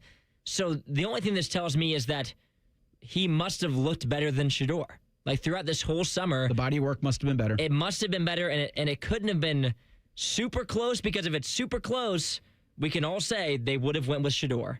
So this only tells me there must have been a decent gap between Deshaun and Shedeur throughout the offseason for them to stick with him, or else there's no other reason for them to come out on Monday and take the hate that they're about to go through and go through these awkward press conferences unless they truly believe that he has put them in a better spot for week 1 to win the game. Yeah, I think what you said there is that's the obvious, right? Like, there had to have been in the eyes of Todd Monken. Now, what I've been privy to, because I've seen all but 3 training camps practices, is I've been privy to that. I've seen some of the off-season stuff going all the way back to mini camp, where we were able to watch that, and the media had availability on that. So I've seen those things. And in those things, and I've said this all along, Deshaun was better than Shedeur. He was better in the summer. He's been better consistently through camp. I've also said that Shedeur has come a long ways. And the Shedeur that I saw on Thursday against Buffalo made up some ground and looked pretty good. And I do think that part absolutely matters in all of this, that he's gotten this close. But in the eyes of Todd Monken, that gap had to be still pretty big to make this decision to go with Deshaun Watson. And there's no question that what happened Saturday in the eyes of fans is a dramatic change. I mean, that was a dramatic change in the eyes of fans. So they're going to have to be won over. And I guess the way to win that over, obviously, would be to win. As you guys pointed out, the first 2 games are on the road. So they go to Jacksonville, to Tampa Bay. By the way, that game 2 is against Baker. So the guy that they picked. Of course it is. Right? They went with Shedeur over Bake, and so you're going to get those two. I'm sorry, Deshaun over Bake, and so you're going to get those two head-to-head. Jordan Schultz with this reporting. He's reporting that the Browns did not calculate Watson's comments about the fan base into their decision. Watson, in the final year of a 5-year, $230 million deal, get the first crack at starting. Shedeur will be ready if a change is necessary. It's not this decision. I promise you this. It's not about the money. It's not about the money, because if Kevin Stefanski was back, I don't see any scenario how Deshaun Watson ever plays again for the Cleveland Browns. So the way that this is even possible is because I think Todd Monken was a clean slate guy for all of them. Come out and prove what you can be, and we'll kind of go from there. It will be a very interesting press conference whenever Deshaun talks this week. Whatever tone he decides to take with it will be very fascinating, and the questions will be pretty relentless. And they're going to have to be prepared for all of that. Go ahead, Reese. So the schedule for Cleveland in terms of media availabilities this week, Monken select players at noon today. Would you expect one of those select players at noon today to be Deshaun? They practice at 1:15. What did it say? Todd Monken and select players available. Now, the rest of this week, just real quick, looks like a noon availability for select players tomorrow. Then Todd Monken at 12:50, practice at 1:15. No availability Wednesday because it's the day before a game. Mm-hmm. They're hosting the Patriots Thursday at 8 o'clock. Friday, Todd Monken's available via Zoom at 3:30. And then Saturday at noon, select players available before a practice. Okay, so Todd's talking today at noon, and then you said select players. So if it were me, and I have no idea what's going on, but if it were to me, I would have Deshaun out there today. Rip it off. Rip the Band-Aid off. Get it over with. I'd get it over with. I would go Todd into Deshaun, and I would do it today. And I would talk to him about how to handle it and, kind of hope for the best. Understand that the media up there is going to press bigly. They're going to press Todd at his availability. I have all the confidence in the world that will be a no problem with Todd. Like we played that, what he said Saturday. That's how you answer it. It's not fun being booed. It's performance-based. If I'd played better, I probably wouldn't have been booed. And he's probably right. He's 100% right. Even if in the third quarter, if Deshaun went bing, bing, bing right down the field, there might be a smattering of boos. Sure. Like there's some of that for sure because of what it all represents. But at the same time, if you play well, that would have been less. And so that just added to it. You host the Carolina Panthers 2-0. You get smattering of boos. However, the Carolina Panthers are the greatest team on God's green. So if they come in 2-0 and they're able to have a competitive game, and Deshaun plays the way Monken thinks is the higher ceiling of the two quarterbacks, then this goes away. Mm-hmm. This goes away completely because all Cleveland fans really, really want at the end of the day is to win. You got 3-win seasons stacked with a 4-win season, and if you can dig your way out of that before the bye week, this is all forgotten. And Todd, like you said, I think he's handled things as well as anybody could have. Like, the situation he's been put in is so not ideal, but he is almost the polar opposite of Stefanski in the way that there is no coach speak. No. He's giving you real answers. Every time he talks, I'm listening to the press conferences because what he's saying, like, for the majority of it, I'm believing what he's saying is what he actually thinks. And so when he talks again today, like you said, you have the utmost confidence that he's going to put himself out there in a really good light and give you straight up answers. I have no idea how you coach Deshaun today. Like, I don't know what you say to him, like, in what avenue. I'm sure they have PR people that will be able to help, but I don't know what way you make yourself look better after Saturday. Yeah, and I just, people are going to believe what they're going to want to believe. I promise you this was entirely Todd Monken's decision. Entirely. Like, this was his decision and what he believes in, and you'll hear from him apparently at noon today, and he'll give his reasons for making that decision. But that's what you're going to this is one this because again, if it was close, you go Shedeur. For sure. Organizationally, it makes the most sense. Team control, I've laid it out 1,000 times. And so there must have been enough evidence for Todd to feel that this was the way that he needed to go and give his team the best chance to win. And he'll talk at noon on exactly how all of that goes. We'll blitz the weekend coming up next. Bishop and Friends, right here on The Fan. The Buckeyes are #1, and you can hear all the games here on The Fan, which is also #1. Coincidence? I think not. Your home of champions, The Fan. Men, erectile dysfunction can affect much more than just your sex life. It can create stress in relationships, leading to feelings of anxiety or embarrassment, and impact your overall confidence and well-being. This is Jeff for Tri-State Men's Health, and we specialize in treating men's sexual health issues to help men find solutions that fit their individual needs. ED is a frustrating condition, and many men suffer for years without seeking treatment. But the good news is that if you're like most men, we have the answer. Our licensed medical providers will evaluate your specific medical situation and recommend a plan designed for you. And these advanced medical therapies work, with treatments having success rates of well over 90%, which means you and the one you love can have great sex again without the fear and worry of ED. You can even last up to an hour or more, and you may just find you're performing like you haven't in years. So call us. Your initial visit is just $99 and includes blood work, a medical consult, and if medically advised, a test dose. And if that test dose doesn't work in the office, your visit is free. Call 800-900-9654 or go to tristatemenshealth.com. This summer, there are 250 reasons to join T-Mobile. Girls trip? Booked. And switching to T-Mobile helped make it happen. With Experience Beyond, switch and get $100 back. Plus, $650 in value in built-in plan benefits. That's $750 in your first year, guaranteed. And honestly, that $100 back, I'm putting it towards the zip line. Now that's how you do summer. Exactly. Best switch I ever made. This is just one reason to join T-Mobile this summer. There are 250 reasons. Find yours.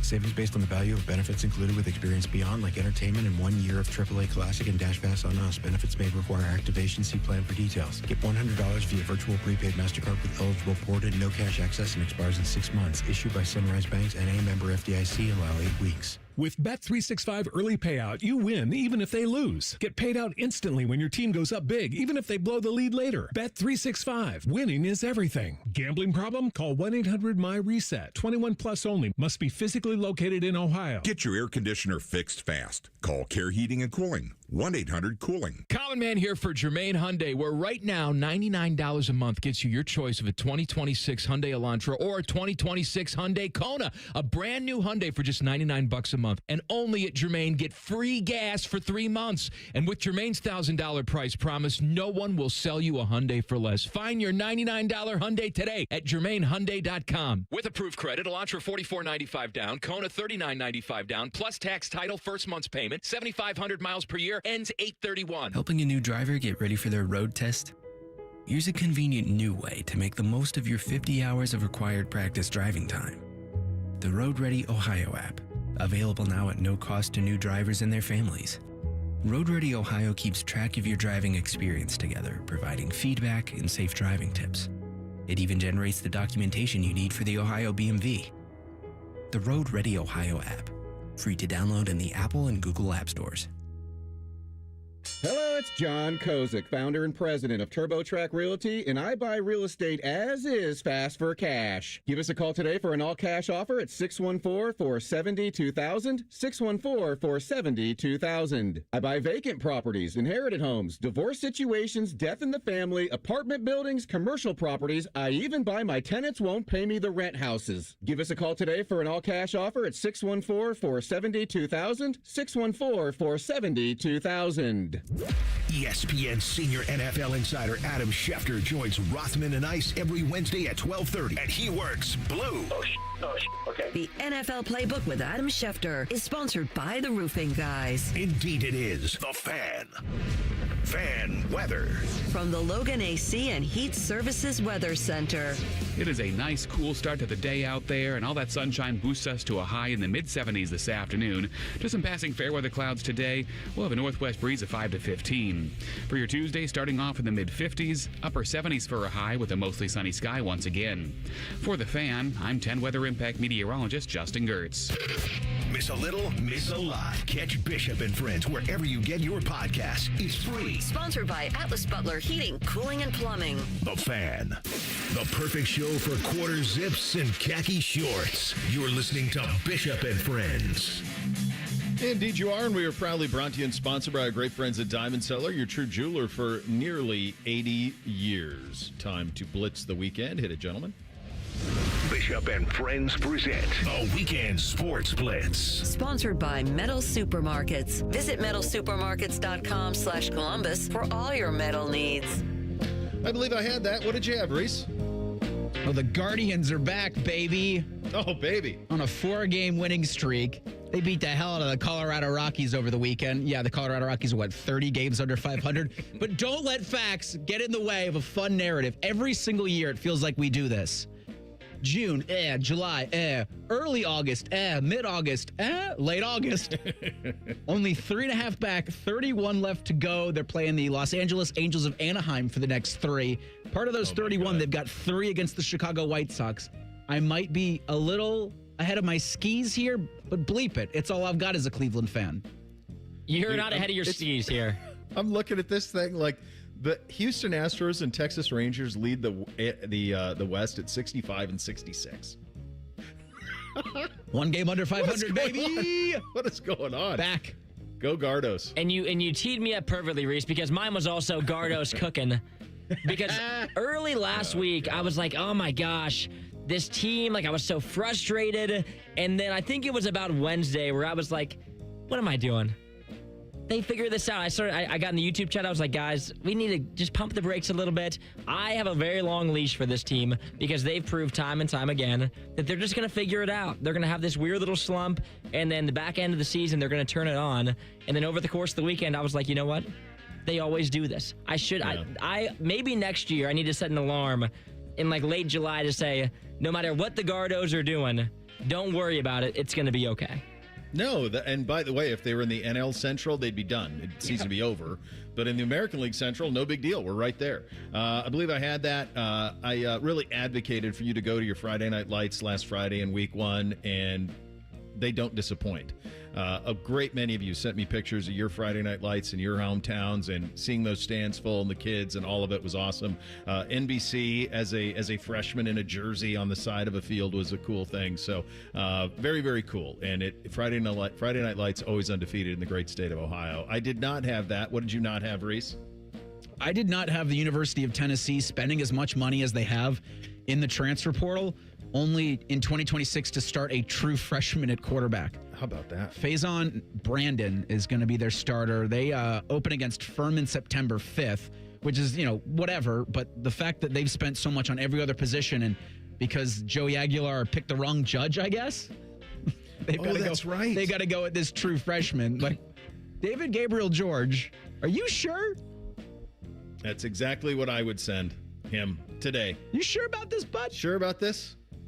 Reese, it's funny because you're just teeing me up over and over again because the thing I did not have was my Twitter feed on Friday night just being a commit that Ohio State lost out on, which was David Gabriel Georges popping off in his first game. He was on ESPN. He looked fantastic, had like a couple really good runs. And usually when Ohio State misses out on a recruit, they kind of just like go into the wayside. I never see them again. And so it did sting a little bit more when he looked really good over the weekend. He has not signed his letter of intent. Keep it open. He is not. So, I mean, if this is a big risk for Tennessee, if this kid falls flat, if you're David Gabriel Georges, are you sure you're going to sign up for that? DGG had his first game of his senior year. I think it was Thursday night. Yep. Thursday night. Go find the highlights if you can. It's insane. You get it. Yeah.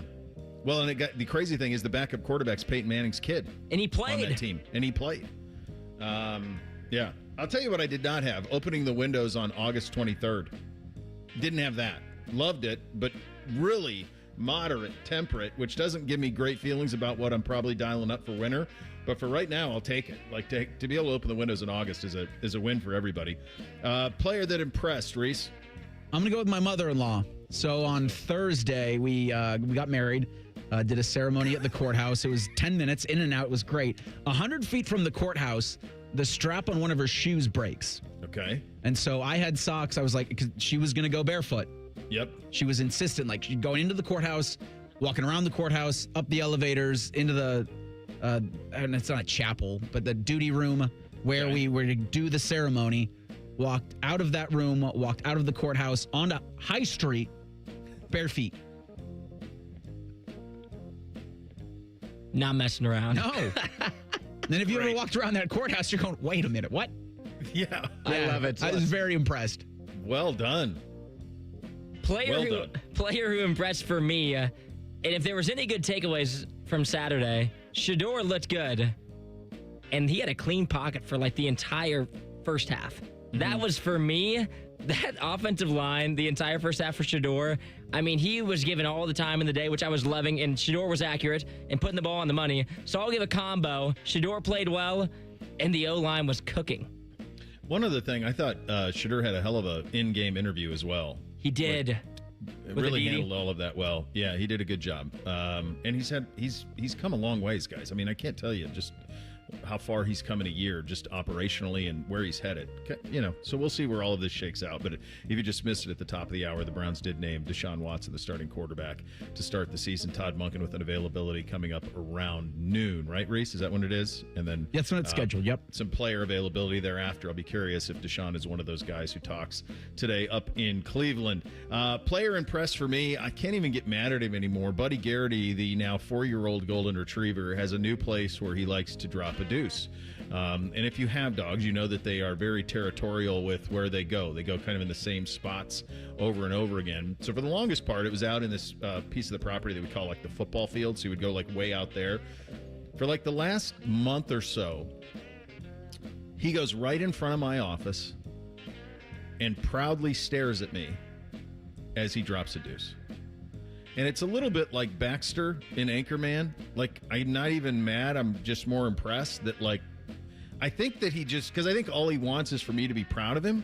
So I think it's almost like, look, Dad, look what I'm doing. I don't think he's like sticking it to me. At least that's the way I'm going to read it, is that he's kind of just wants me to tell him nice job for your efforts here. So that's the way I'm going to choose to read it versus him sticking it to me, because my other 3 kids do that plenty. Reese, player who disappointed. Player who disappointed from this weekend, I'm just going to say me, and that I don't think I spent enough time like appreciating each moment from the pre-ceremony to the ceremony itself to after the ceremony.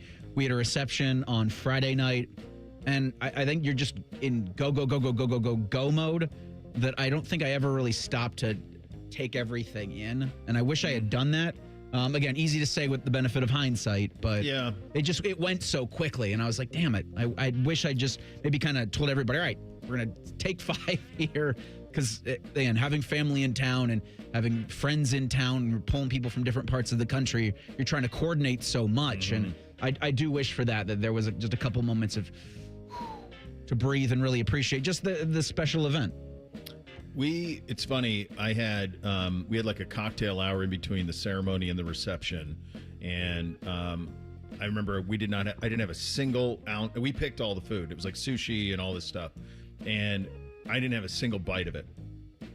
So I can't remember exactly who told us, but I remember somebody telling us when we went to the reception, you're going to feel an urge to go like greet people and shake hands and like, thank you for coming.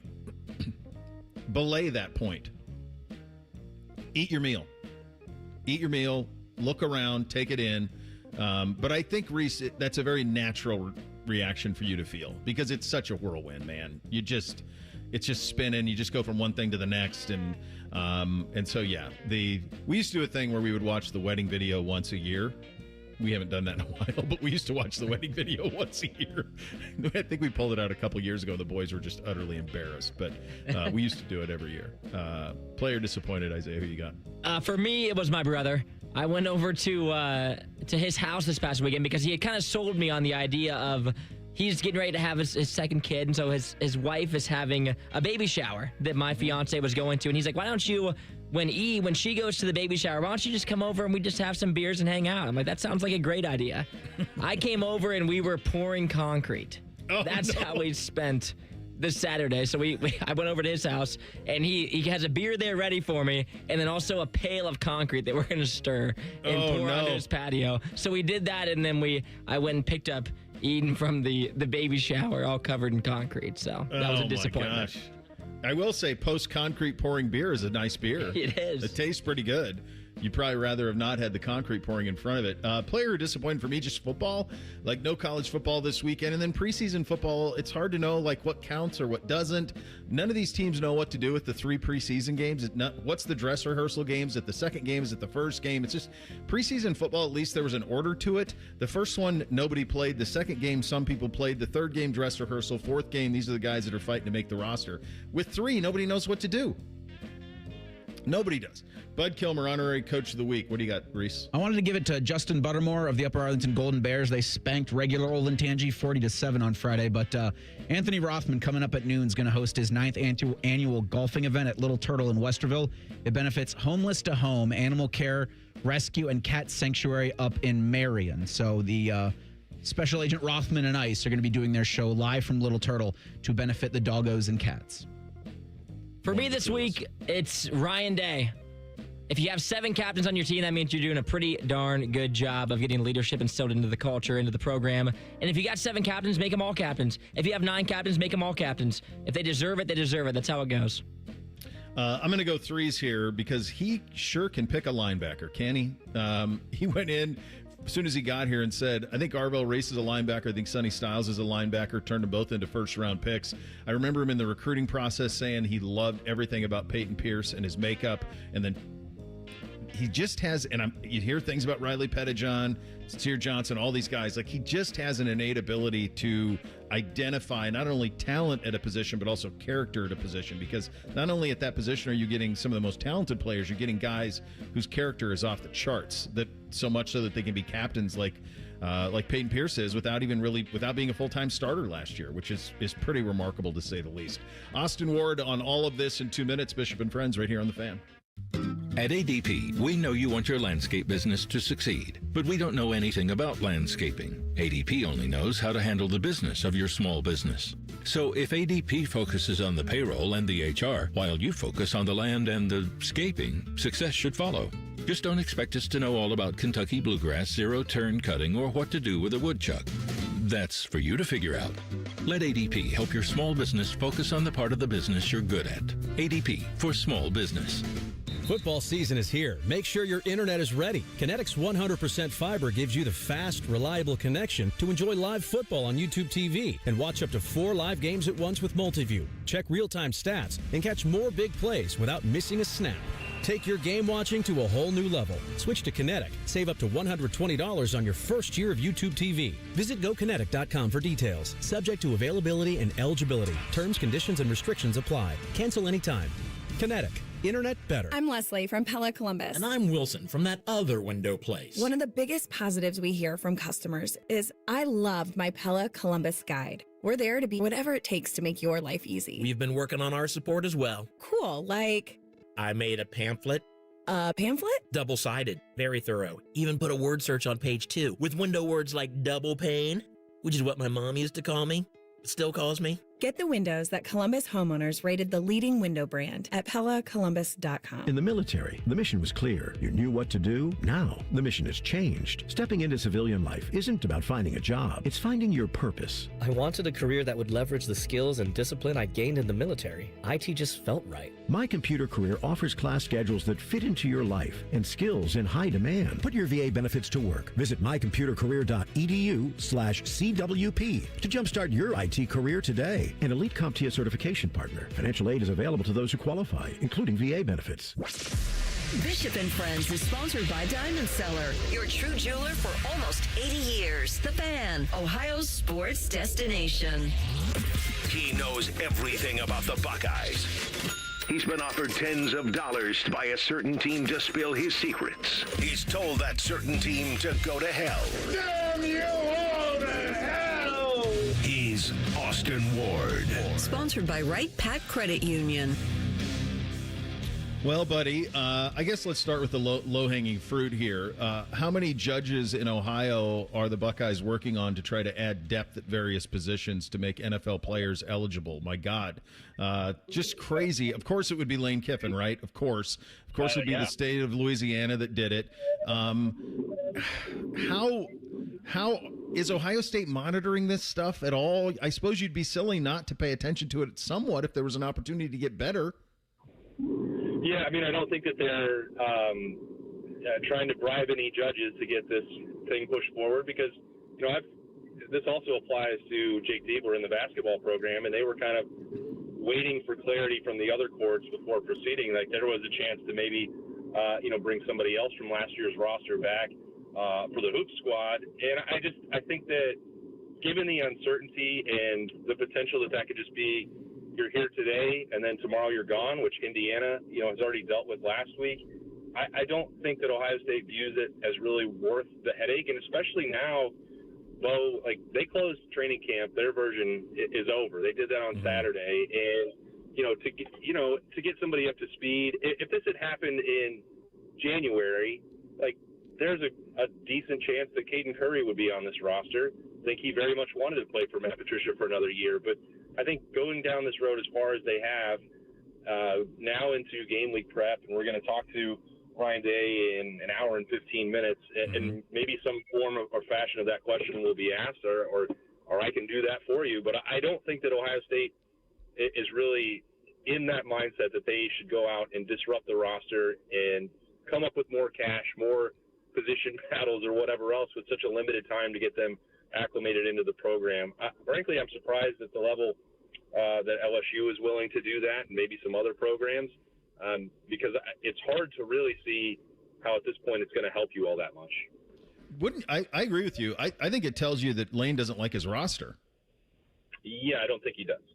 Yeah. I mean, despite they spent $50 million on it, I think he doesn't like his roster, and he knows it's not good enough to win in the SEC at the level that's going to be expected of him year one. And so, of course it was going to be them. One more from an SEC adjacent perspective, but this one has Buckeye ties. We all saw David Gabriel Georges on Thursday. Tennessee has named a freshman quarterback to start for them today. 5-star kid, true freshman kid.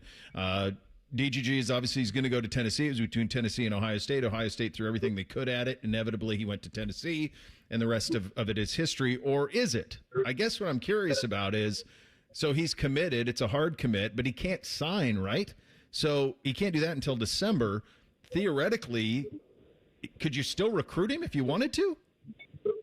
Yeah, and Bo, I mean, my understanding is that David Gabriel George and his relationship with Carlos Lachlan is still intact and quite sound, and that in the build up to his season opener, there was in a scrimmage a couple of weeks ago, there was still ongoing dialogue between that position coach and David Gabriel George. So I think, look, you look at the numbers and you look at the payment and the benefits, ancillary benefits or otherwise, that were going to him and the family, and it's not hard, and you don't really blame. I don't think Ohio State even blames David Gabriel George for taking that money and that decision. In fact, I know that they don't. They totally get it, but they have been through enough second chance recruitments, and I do believe that Ryan Day at the top and Mark Pantoni on the GM side have adjusted where there used to be a burnt bridge if money was the only thing that you were after. Now there's a different recognition, I think, of the business side of it. Ohio State was incredibly competitive, more competitive than they've ever been financially for a running back in that position in coming out of high school. And the fact that it came up short, or that they weren't willing to do some of the other things that the NCAA, my understanding, is continuing to look into with Tennessee, I think that that's fine. And then if Josh Heupel goes 6-6, you've been around the SEC, and I've been in Knoxville specifically.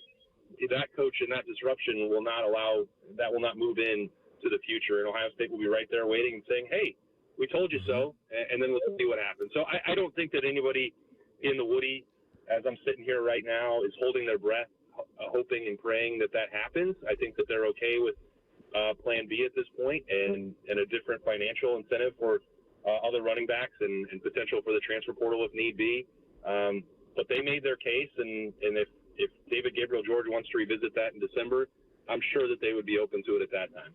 Yeah, I guess the point was nothing that happened with him a couple of weeks ago is binding. So you can change your decision up until December as much as he wants.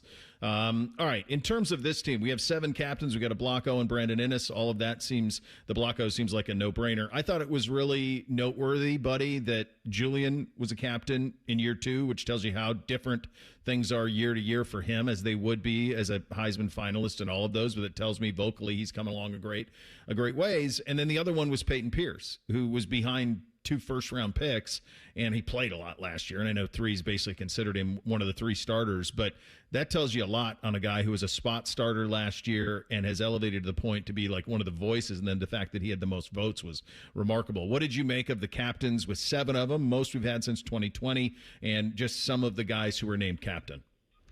Yeah, and Peyton Pierce has become, really the voice of that defense, and that's important because he's going to be communicating. He's going to have the green dot on his helmet. He's going to be out there for virtually every snap of consequence this year for Ohio State. So I think you could see some of that in the works for Peyton Pierce. Sat down and talked to them, I don't know, maybe 6 weeks or so ago on the beat, and just you can tell that is someone who is incredibly confident on and off the field at a level that, I think the experience a year ago, playing alongside 2 first-round top 10 draft picks and holding his own and having the trust of James Laurinaitis the way that he did a year ago, all of that is now feeding into this offseason that's been really strong for Peyton Pierce. He's going to be, the glue for this. He's the heart and soul. Berman and I had a conversation last week, and we heard coming out of that first scrimmage that the defense got, humbled a little bit, and the guy who stood up in front of the defense in a meeting room last week and got really emotional and saying that this wasn't good enough, that was Peyton Pierce. So we saw this a couple of years ago with Emeka Egbuka doing the same thing in training camp, and the offense listening to that and taking his words and making a correction the next week, and we know where they went from there on that magic carpet ride. So, I think when you have someone with the credibility that Peyton Pierce has in the locker room, in the weight room, in the huddle, that's critical because you have so many pieces to replace. Sonny and Caleb Downs were setting the tone for that team a year ago, and someone has to step up and do that. So Jalen McLean alongside him, having Kenyatta Jackson to lead the rushmen up front. I don't know that any of the 7 would qualify as a surprise, but I didn't know for sure if that would be the cutoff, if they would allow that many captains to be out there representing Ohio State. Because sometimes there have been years, and I think Urban had one year that was 8 or 9. It was like, well, that tells me that they probably don't know who the leaders are. But making room for someone like Jeremiah Smith, who's not going to be the most vocal player, Julian Sayin as the quarterback, you weren't going to strip the captaincy from Austin Cerebral or Brandon Inniss from a year ago. That was just not going to happen because that was built in for them. But the fact that the rest of those guys were able to push it forward and earn those votes from the rest of their teammates does speak volumes. And I think at the top, when you put that Blocko on Brandon Inniss, there is a bit of a polarization, I think, outside and inside the Woody versus what value he brings. And I'll tell you, inside it, there's never been a single doubt that is one of the most important leaders on this roster. So the only real uncertainty, Bo, was Jeremiah told us at Big Ten Media Days that Brandon didn't want to change his number from number 1. So I guess I guess that he got over that one and moved forward, and that's a well-deserved honor for Brandon Ennis for sure. Yeah, it's funny. I wondered when that would happen, when somebody who's in like one of those big-time money numbers, and certainly number one is one of those. Like, would they be like, man, it's easy to go from like 86 to 0, like block O. That's easy. It's different going 1 to 0. I mean, that's a different one. I'll get you out of here on this one. You mentioned Ryan's going to talk here shortly. What questions there's a lot still that we're trying to sort through, but what is top of mind for you now that he's done with camp, that you're kind of curious where he is with this part of the roster?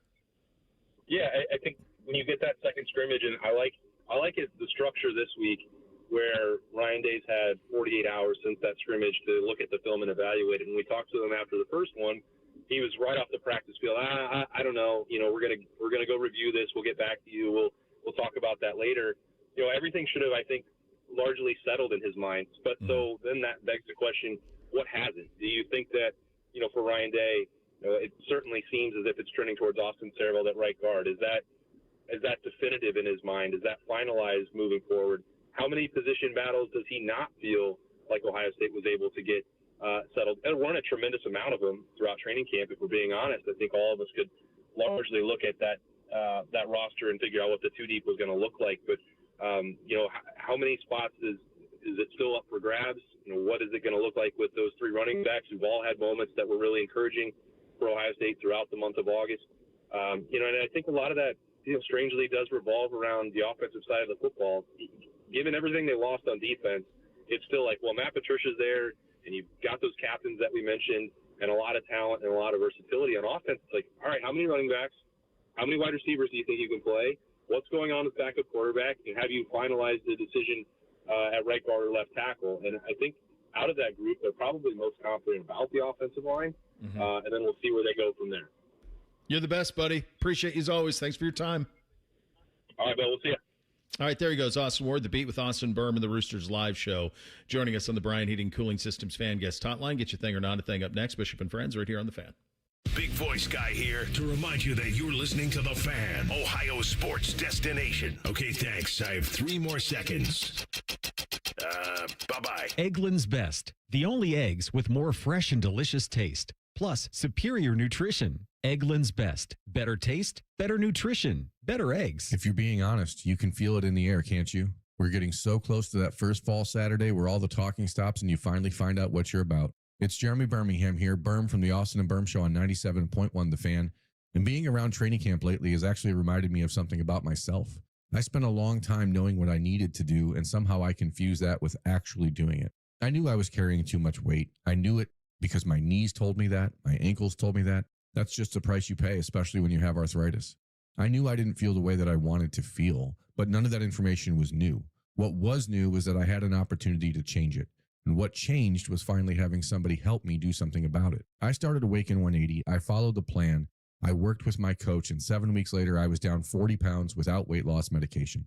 The inflammation was gone, the grogginess is gone, and my happiness is way up. If you spent the summer thinking about doing something, maybe it's time to stop thinking and start doing. Make today your starting point. That's coming from somebody who knows what comes next. Awaken180weightloss.com. Anthony Rothman here. Unlock your home's potential with a home equity line of credit from Telhio. For a limited time, receive a special rate as low as 6.25% APR. Visit telhio.org to apply. Member NCUA. Terms and conditions apply. Hey, it's Common Man. Everybody's talking about affordability these days, but the good news is you'll find hundreds of vehicles that fit your budget at GoGermain.com. Drive home in a new sedan starting at just $139 a month. New SUVs from only $189 a month, or a truck for as low as $329. Plus, choose from over 1,700 new and pre-owned vehicles, all priced under $30K, and it's only at GoGermain.com. And with their $1,000 price promise, no one's going to sell you a car for less. Go see my friends today. GoGermain.com. Jake from State Farm. I just beat my running PR, so I'm celebrating with the Banana Bonanza smoothie. Hey, and you can keep celebrating when you create an affordable price just for you by bundling your home and auto with the State Farm Personal Price Plan. Go bananas. I will. Hey, make it a large. Bundling. Just another way to save with the Personal Price Plan. Like a good neighbor, State Farm is there. Prices are based on rating plans that vary by state. Coverage options are selected by the customer. Availability, amount of discounts and savings, and eligibility vary by state. Labor Day weekend's about making the most of just one more summer weekend. And Tractor Supply's got you covered with $100 off select grills, up to $200 off gun safes, $100 off select chicken coops, and up to 20% off aluminum truck boxes. Whatever's on your Labor Day list, now's a great time to check it off. Shop your local Tractor Supply store or online through September 7th. Tractor Supply, for life out here. At St. Jude, every innovation we make is a moment we give to children with cancer everywhere. But we can't do it without you. Learn more at stjude.org. This is This Date in Reds Baseball with team historian Greg Rhodes. The Reds were nearly no-hit by the Cubs on this August 24th. Back in 1983, Cubs pitcher Chuck Rainey was just 1 out away from a no-hitter at Wrigley Field when Reds outfielder Eddie Milner singled into center for the first and only Reds hit. Now, in itself, this wasn't so unusual, but Eddie Milner had a knack for breaking up no-hitters. 5 times in his career, he got the only hit in a game, all with the Reds between 1982 and 1986, twice against the Cubs, twice against the Dodgers, and once against the Braves. Breaking up no-hitters, a specialty of Reds outfielder Eddie Milner from this August 24th, 1983, this date in Reds baseball. This Date in Reds Baseball is brought to you by the Cincinnati Reds Hall of Fame and Museum, presented by Dinsmore. Celebrating greatness, preserving history, providing inspiration. Retirement from football hits everyone differently. For DeVere Posey and Dean Sanzenbacher, it means sitting around watching sports clips on the internet and arguing about them. Search for Didn't Catch That on YouTube and subscribe. All your favorite fan shows are available when you want them. Head to 971thefan.com and hit that subscribe button. The Fan, Ohio sports destination. The friends are the guests and listeners. Reeser and Baker just work here. Back to work. Back to work. Everybody, work, work, work, work, work, work. You're listening to Bishop and Friends. All right, time for a little thing and not a thing on a Monday. Hit it, fellas. Thing or not a thing. Sponsored by Billiards Plus. Find your next grill and everything you need for the master griller. Billiards Plus on Dublin Center Drive in Dublin. The BMW Championship took place over the weekend in St. Louis. World number 1 Scotty Scheffler revealed on Sunday he played all 4 rounds battling hand, foot, and mouth disease. So you get your blisters on your hands and in your throat and on your feet. So, to start the week, it was pretty painful to grip the club. But if I was smarter, maybe would have pulled out. But I was playing so good, I felt like if I could knock it out quickly and just get through the first couple rounds, I'd still have a chance. But I think that's part of my stubbornness, probably, and that's probably a strength of mine and a weakness at times. Like I've never been one to ever pull out of a tournament, and especially in the middle of it. That's really frustrating for me, and so I definitely didn't want to do that going into this week, even though it was suggested. But like I said, I'm proud of how I fought. I feel like I'm starting to heal up. My throat is still bugging me pretty good, but my hands feel normal today. I actually almost caught myself shaking hands with Cam on 18, and I would have felt really bad. I was like, oh my gosh, I almost forgot. So that's good news. Starting to feel better. The top golfer in the world shot a 268 on Sunday, but he was 10 back of Wyndham Clark, who took the BMW Championship. Scheffler says he'll be ready for next week's Tour Championship in Atlanta. Thing or not a thing? All right, here are the list of things that are things. Number 1, as soon as I hear hand, foot, mouth, I get the shakes because it was something I feared so much my kids getting when they were little. Basically, you get it when you're little is typically like babies, so that obviously as young children, so that's how this happens. So I was always terrified of it. I don't remember any of the boys having it as kids, but that was the one I was most scared of was that. It sounds awful, everything that kind of goes with it. So that jumps out. The second thing was he almost forgot he had it. It's highly contagious. So, like, if he shook hands, he probably would have passed it along to whoever he shook hands with. So, thankfully, he came and that jumped in. Then the third thing that's a thing is he was 10 shot back. That's it. Well, that's how good he is. He's 10 shots back of the winner despite battling hand, foot, mouth all weekend. That's probably the biggest thing. And it's funny to me because when I heard this immediately, I was like, adults can get hand, foot, and mouth? Because I'd never even heard of it until, like, my brother said that his daughter had gotten it, and she's, like, 1 from daycare. And so that was when I first even heard of hand, foot, and mouth disease. And the next thing I thought was, isn't it, like, highly contagious? Like, that's the whole thing around is when you're handing your gloves to your caddy, like, I'd be wiping that thing down every single time I was near him. And then golfers playing through pain isn't something they typically have to do. And Scotty just still being in the mix while dealing with hand blisters. Like, if I am uncomfortable on the golf course, then, like, it's no longer fun. Let alone having blisters on your hands would make it so much less fun. Tom Friend of Sports Business Journal reported Sunday NBA Commissioner Adam Silver might intervene with the Buss family relating to the sale of their stake in the LA Lakers. In case you missed the news, it was reported that Guggenheim Group CEO Mark Walter intends to sell the Lakers to venture capitalist Joshua Kushner and former Disney CEO Bob Iger at a $12.5 billion valuation. It was later reported that 5 of the 6 Buss siblings, who inherited ownership from their father when he passed away in 2013, voted to sell their stake, about 17.8% of the team, at that $12.5 billion valuation. Who can blame them? Jeannie Buss, who operates as the team governor, actually still works for the Lakers, argued via an attorney that her siblings cannot sell that stake. The report from SBJ indicates Silver and Jeannie Buss are close, and there's expectation that the commissioner will try to smooth over those issues with the Buss family. Thing or not a thing? Just do the Succession 2. This is Succession. Yep. Just do this. Do the Buss family. Do Jerry Buss. I mean, heck, you already have the platform. They had Winning Time. So you've already have that cast. So just have John C. Reilly come back and play the end of Dr. Buss, and then their nonsense that has followed. Like, that's a series. It's ready to go. It's good on all fronts. I do think as another issue, though, the NBA has got to be a little bit worried that they've had like 5 franchise sales, including their Crown Jewel franchise sold twice in 18 months. That ain't great. And so I'm guessing that has the antennas up a little bit about what's really going on with all these NFL or NBA franchises being flipped. Flipping the Lakers is a hell of a flip. And that seems to be what happened. So there's a lot going on in NBA ownership circles at the moment. And then I think about a commissioner trying to play mediator of a family that can't decide who's selling what. Like Adam Silver, like putting his foot in the water here of being like, you know what, guys, maybe we can figure this out. Like, I don't know if you want the commissioner of your league in the mix of a family argument about whether you want to sell your stakes in the team or not. I feel like that's going to be a messy situation. She fired her brothers. Yeah. Like, yeah, and I didn't know that there were 6 of them, because Winning Time only made it seem like there were 3. Yeah, I didn't know there were 6 either. Klay Thompson cleared waivers Sunday. He agreed to sign a 2-year, $11.5 million contract with the Miami Heat. This was first reported by The Athletic. Second year on that deal is a player option. The deal also includes a 15% trade kicker. Thompson, who's 36, is going to join forces with Giannis as he enters his 14th season. Thompson's 14th season in the NBA with the Heat.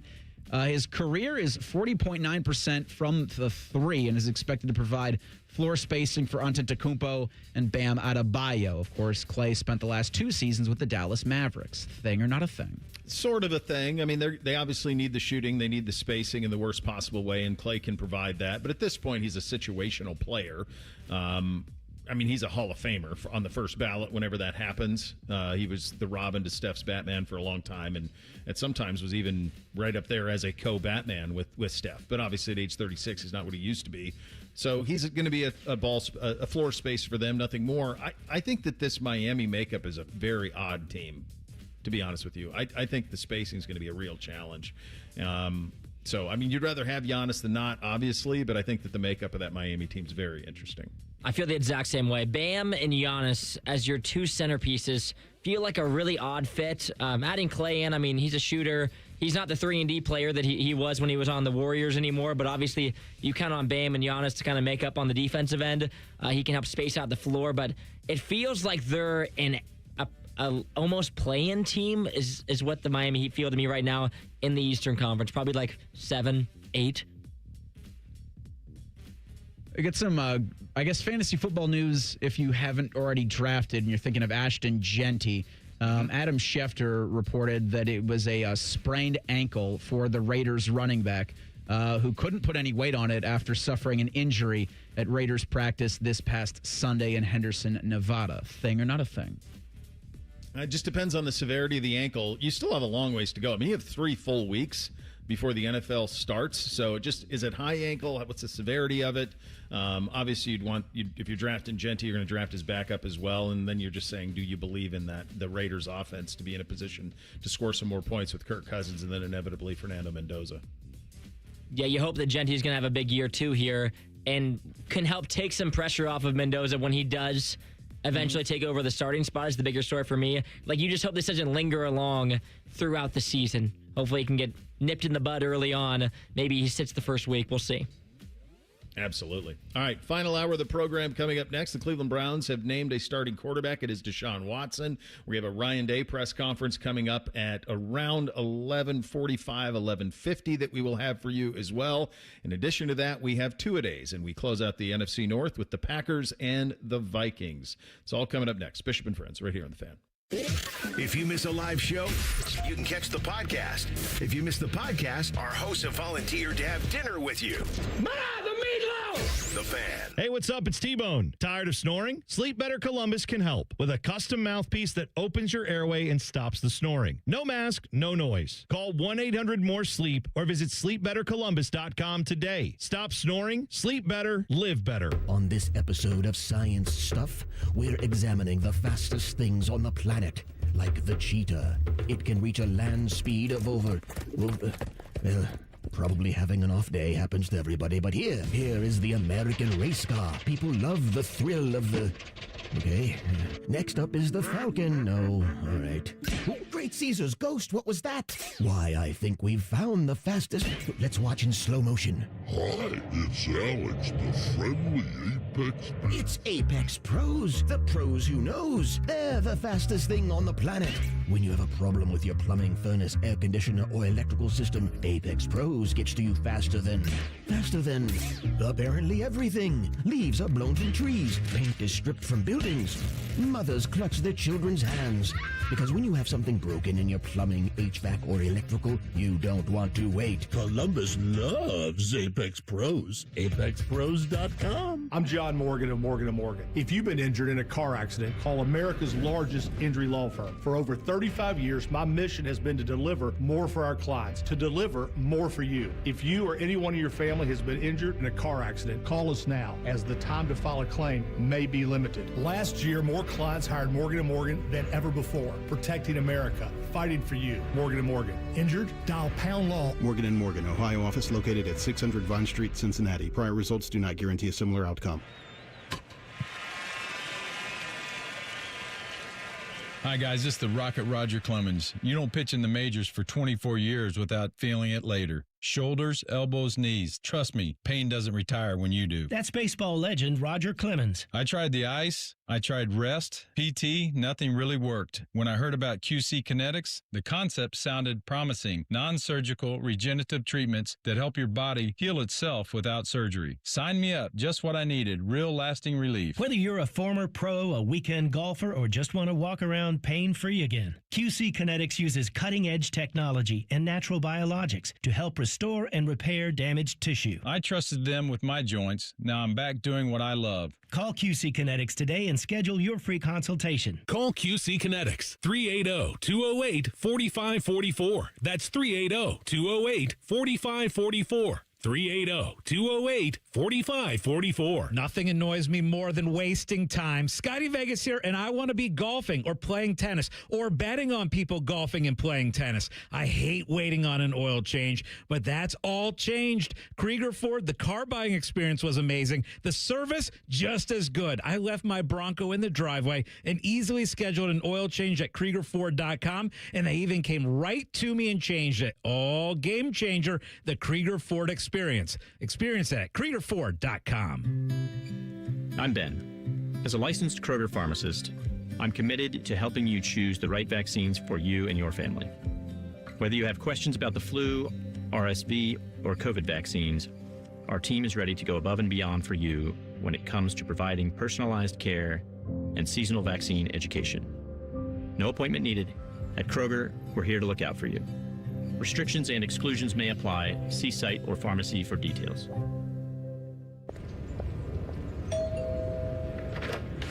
Whoa, what's all this? These screens, the food? All for the game, bro. Dude, let us pitch in. No need. I've got it all covered. With T-Mobile, I'm saving $1,000 bundling my wireless and internet.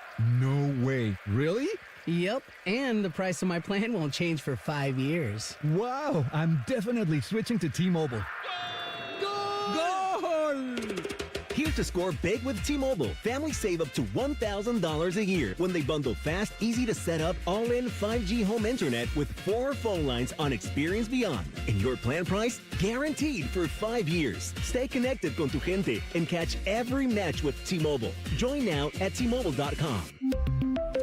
Price guarantee on talk, text, and 5G data. Exclusions like taxes and fees apply. Savings based on third line free via monthly bill credits. Internet discount with $15 in monthly bill credits and auto-pay discount. Qualifying credit required. Credits may take up to 2 bill cycles and will stop if you cancel any lines or change plans. Hey, it's T-Bone again. Sleep apnea doesn't have to rule your nights. Sleep Better Columbus has been treating snoring and sleep apnea for over 15 years with proven results and now has an office open in Marysville. Call 1-800-MORE-SLEEP or go to sleepbettercolumbus.com. Stop snoring, sleep better, live better. Broadcasting live from the McDaniel GM Superstore Studios, driving excellence since 1916. Chevrolet. Together, let's drive. WBNS HD1 Columbus. Good morning. I'm Eric Reeser. The Cleveland Browns have reportedly made a decision regarding week 1 of the regular season. Deshaun Watson's going to start at quarterback Sunday, September 13th, when the Browns open the year at the Jacksonville Jaguars. Head coach Todd Monken will meet with the media around noon today. Neither Watson nor Shedeur Sanders will play this Thursday as the Browns host the Patriots in their 3rd and final preseason game. As for the Bengals, Cincinnati's 2-0 in preseason play. They'll finish up this Friday in Philadelphia. Bengals open the regular season at home September 13th against the Buccaneers. In college football, Ohio State is 13 days out from hosting Ball State Saturday, September 5th. Buckeyes will have 7 captains this season for the first time since 2020. Head coach Ryan Day will meet with the media in about 45 minutes and will carry Coach Day's comments live on the Fan when he takes the podium. This update sponsored by United Dairy Farmers. Try UDF's new Ice Cream Quake summer flavors, but only for a limited time. Breaking sports news when it happens on the Fan, Ohio's sports destination. When General Sherman marched through Georgia, he was listening to this show. Use your skills for good, young warrior. This is Bishop and Friends. Going to be the interesting afternoon on the press conference front. You mentioned Ryan Day here around 11:45 in a press conference we will take live, and then Todd Monken up in Cleveland sometime around noon is what we expect that to be. In addition to that, there is a player availability up in Cleveland today. Will Deshaun Watson be one of the players who speaks? That would be another thing that would be pretty interesting to see how all of that goes on a very busy, newsy. We didn't even have real football this weekend, guys. We just did preseason. Like week 0's this weekend. We're finally here. Speaking of preseason, one of the treats for us in preseason is to go through 2-a-days. We close out the NFC North with the Packers and the Vikings. Hit it. Bishop and Friends present 2-a-days, our professional preseason preview of all 32 teams. Will your favorite team win it all this season? Doubt it. Are the Green Bay Packers the Pittsburgh Steelers of the NFC? Probably. Right? I mean, in most of our lifetime, honestly, they haven't won as much as Pittsburgh, both in terms of total Super Bowls and also in terms of, never really having. I mean, Pittsburgh didn't have a losing season under Tomlin, and rarely, if any, had any under Cowher. The Packers have a couple of pockmarks on the recipe. They were under 500 in 2022 at 8-9, under 500 again in 18 at 6-9-1, and 17 at 7-9. One of those is a Rodgers injury year. I remember that one. There's one more like. There's a 4-12 in 05, a 6-10 in 08, but for the most part, it's 10 wins, 9 wins, 13. A couple of Super Bowls in that time. I think probably the biggest indictment of the Green Bay Packers is they won a total of 2 Super Bowls while having basically the entire careers of Brett Favre and Aaron Rodgers. That's probably the biggest indictment of them, is that they did not win more with the talent that they have. But they are consistently one of the best run, most respected teams and franchises in the NFL, with a lightning fan base, with the awesome classic uniforms and all of it. I mean, it would be a hell of a lot of fun to be a Packer fan in my life. My brother, my middle brother, was a Packers fan. It sucked having to hear about them all the time, how good they were, and having to deal with all of that. Where they are now is at a pretty interesting spot. They're 7-9-1 last year. They finished second in the NFC North. For the first time, I mean, it's happened a couple of times, but for the first time, it does feel like from a sustainability standpoint, they are certainly behind the Bears. In terms of, if you're buying futures on a team in the NFC North, the Bears are going to be the top pick there. And then they're kind of fighting with Detroit and whatever happens in Minnesota, which we'll get to in just a second, for kind of that second spot. They are young. They are talented. They've been aggressive. They're the type of team that makes a swing like they do on Micah Parsons and bring him into the mix. Obviously, he was injured last year, and so that's a part of that. But if you look at their roster and they're too deep, this is now it's obviously a full-on bet on Jordan Love. They drafted him early, much like they drafted Rodgers early. They let him develop. You look at the talent around him this year, from Josh Jacobs at running back to the receiving talent, which is pretty solid. They've never completely crushed, some of these first-round picks, but they do get Matthew Golden, who was a 1 last year. They had 2 2s from the previous year, and Jaden Reed, Christian Watson. They're both back, so they should have some depth there. This is a team that should be in the mix for the postseason.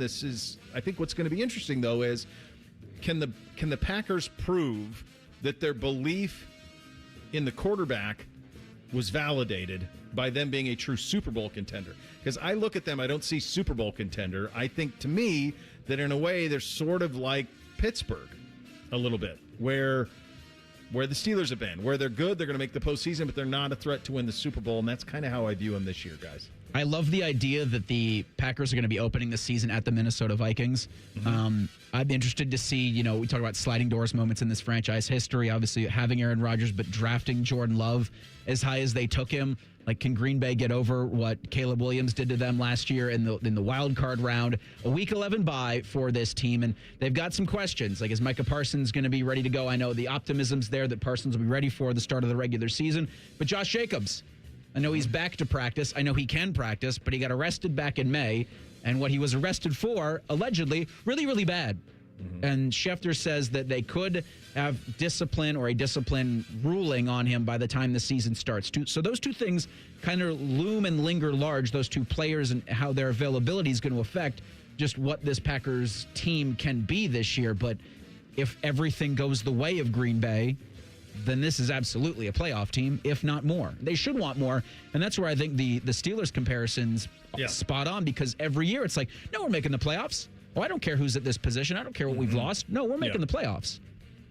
And that's the part, when you go get Micah Parsons, then that's a next step that you're supposed to take. For the Packers, they've kind of just been a front runner in the NFC North. And you think about, too, the most likable teams are the ones that build from within, right? They're drafting. Like, I know Green Bay is not a huge free agent destination, and their fans hate that.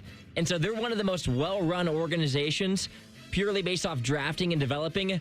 But it's similar to the Guardians. All you want your well-run organization to do is spend. And if you look at them from the outside in, it's like, oh my gosh, I'd love for the Browns to be run like the Packers. But if you're a Packers fan, you're like, we want them to spend. They finally go get Micah Parsons. Now you have to win. Yeah, and that's what I think. To me, this is a coach-quarterback referendum year in Green Bay. Let's hit the categories on the Packers coach grade for Peter LaFleur. Oh, I think the most handsome LaFleur brothers, a B+. I think he's a really good coach. I think he's a great mind for football, but I'm still kind of waiting for more. Still kind of want more. Yeah. I mean, they kind of walk hand in hand, don't they? I mean, it's kind of like time for them to, I mean, good Lord, he went 30. He's gone. This is what he's done: 13-3, 13-3, 13-4, 8-9, 9-8, 11-6, 9-7-1. Playoffs every year but one. Lost in the NFC Championship game first 2 years. And the other portion, I have him down as an A-, and the other portion of that too, Bo, is he has had 2 different quarterbacks during that time period. Like, there was no drop-off. You bring in Jordan Love, yet again, questionable with the fan base because everybody wanted you to build around Aaron, draft a wide receiver in the first round, please, right? And then they go get Jordan Love, don't get Aaron another weapon. What happened? It paid dividends because now they're still cooking. It's really one we'll never know if it really did. We'll only know if it really did if Love is a star.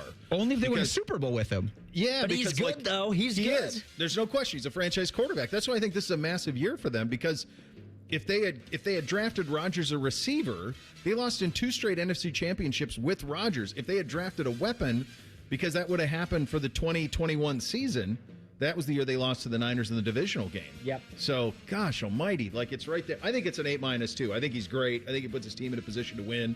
I think he's got a big say on personnel, and their roster's really good, and their quarterbacks come along. So I think he's an A- coach, too.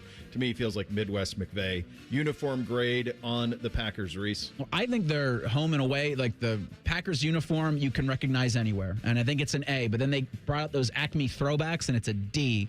So I'm going to average like a B+, A-. I have them as an A-. They feel similar to the Bears to me. Very iconic, but I do like their color scheme a little bit better than I like the Bears. And so I'll go A-, but just the iconicness. When you see them on the field, you know exactly who they are. Yeah, I think it's an A. I think they're pretty beautiful. I think it's a color scheme you rarely see anymore. It is one that's duplicated a lot in high school. The uniforms are copied by a lot of high school teams. I think the G is great. I think that the colors are great.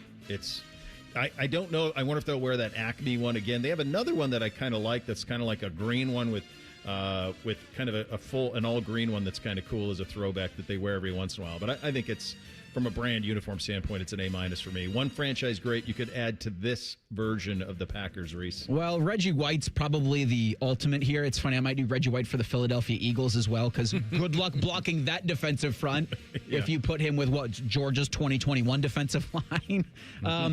It's Reggie White for me. Eddie Lacy, just because he was fun, and that would be a good depth piece, or I guess a good starter if Josh Jacobs does get disciplined.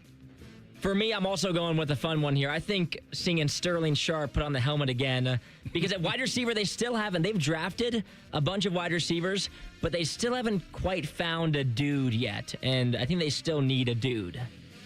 Yeah, it's so interesting. You guys both went old school, which I was anticipating. So I had a list because I go third. So I always have a list of 3 to not be redundant. So those 2 were the first 2 that I had because I thought for sure one of you guys would go Davante Adams. You didn't, so I will. I'll go Davante Adams as the receiver that I would add to this team. And I think all of the guys that we mentioned, any one of them, obviously, they're all gold jacket type guys. Franchise tier, S being the best, F being the worst, Reese. I think this is an A-tier franchise.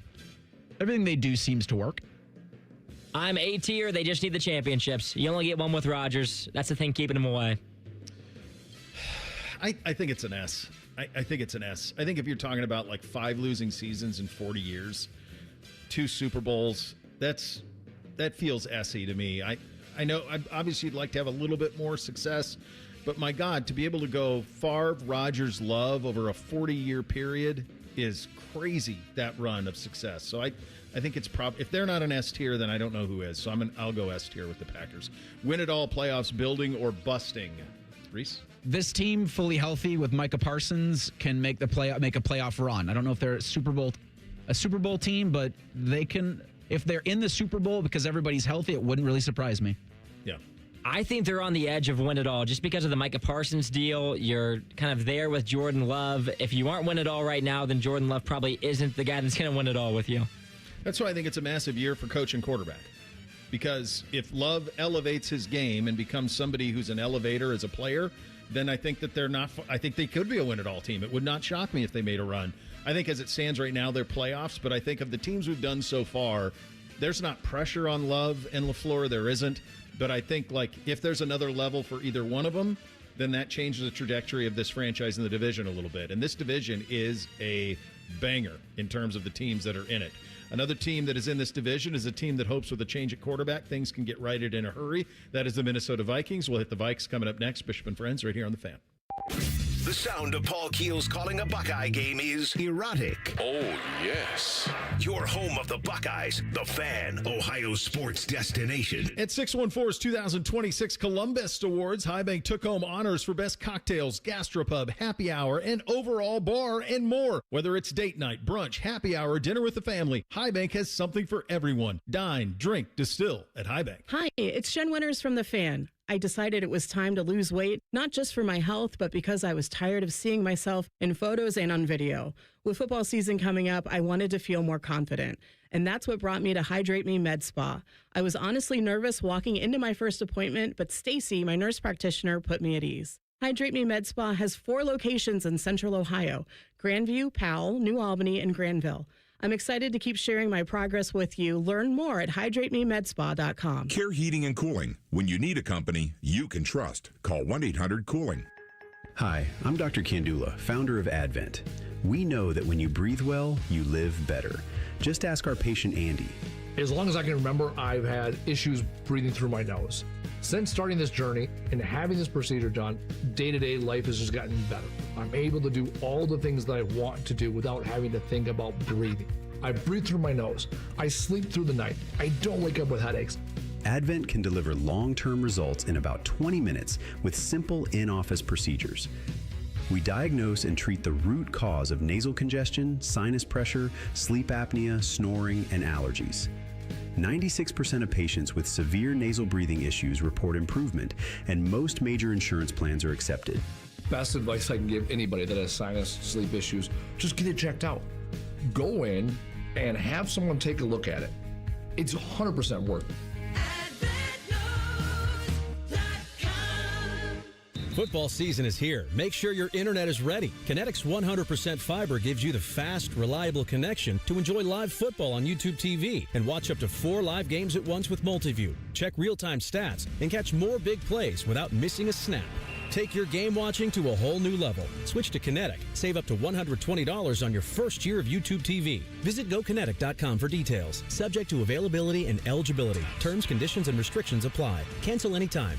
Kinetic. Internet better. Hey, Buckeye fans. As the official wing sponsor of Ohio State Athletics, Roosters is kicking off an incredible giveaway you won't want to miss. This football season, we're giving away 12 ultimate Buckeye experiences. 3 drawings, 12 winners with prizes including tickets, sideline passes, and 3 trips to a Buckeye first-round postseason game. Go to roosterswings.com to register and see all the details. 3 drawings, 12 amazing prizes. Register today and every day. Roosters, a fun, casual joint. What defines Ohio? A place that dares to go first and never looks back. There's no slowing us down. At Jobs Ohio, our mission is clear. Strengthen job opportunities and empower Ohio's workforce. Another reason why Ohio is now ranked the #1 state for business by CNBC. This is what unstoppable feels like. We did it together, Ohio. Our time is now. See Ohio's momentum at jobsohio.com/Ohio's time. Helping a new driver get ready for their road test? Here's a convenient new way to make the most of your 50 hours of required practice driving time. The Road Ready Ohio app, available now at no cost to new drivers and their families. Road Ready Ohio keeps track of your driving experience together, providing feedback and safe driving tips. It even generates the documentation you need for the Ohio BMV. The Road Ready Ohio app, free to download in the Apple and Google App Stores. If only there was a radio show that constantly talked about Ohio State athletics. Well, good news. It's real, baby. The Buckeye Show. Weeknights at 6. Proud to be your flagship home of the Buckeyes. The Fan, Ohio sports destination. Fan weather. From the Logan AC and Heat Services Weather Center. It is a nice, cool start to the day out there, and all that sunshine boosts us to a high in the mid-70s this afternoon. Just some passing fair weather clouds today. We'll have a northwest breeze of 5 to 15. For your Tuesday, starting off in the mid-50s, upper 70s for a high with a mostly sunny sky once again. For the Fan, I'm 10 Weather Impact meteorologist Justin Gertz. Miss a little, miss a lot. Catch Bishop and Friends wherever you get your podcasts. It's free. Sponsored by Atlas Butler Heating, Cooling, and Plumbing. The Fan. Reese's mustache is so nice, it has its own area code. You're listening to Bishop and Friends. 2 days continue in the NFC North in Minnesota with the Vikings. This is a fan base, and AR could attest to this certainly. This is a fan base that has really been through the ringer, man. Like, it doesn't get quite the attention from a drought standpoint as, for example, like the legendary baseball ones used to get, whether it was the Cubs or the Red Sox or certainly the White Sox as well. Doesn't get the attention that, Cleveland gets, but it's one of those ones where Minnesota has knocked on the door a lot. They played in a bunch of Super Bowls in the 70s. They were on the precipice several times in the 90s, obviously in 98 being the best example of that. Threes would attest to that one. There's been times here in the 2000s where it feels like they're right there. And it felt like they were kind of heading in this direction with the drafting of J.J. McCarthy. The question was just, did they land their quarterback? And they drafted him, and they had Sam Darnold in the room. And I was there interviewing at the time General Manager Kwesi Adolfo-Mensah the day they found out that J.J. McCarthy tore his knee up his rookie year, and because he was going to be the starter.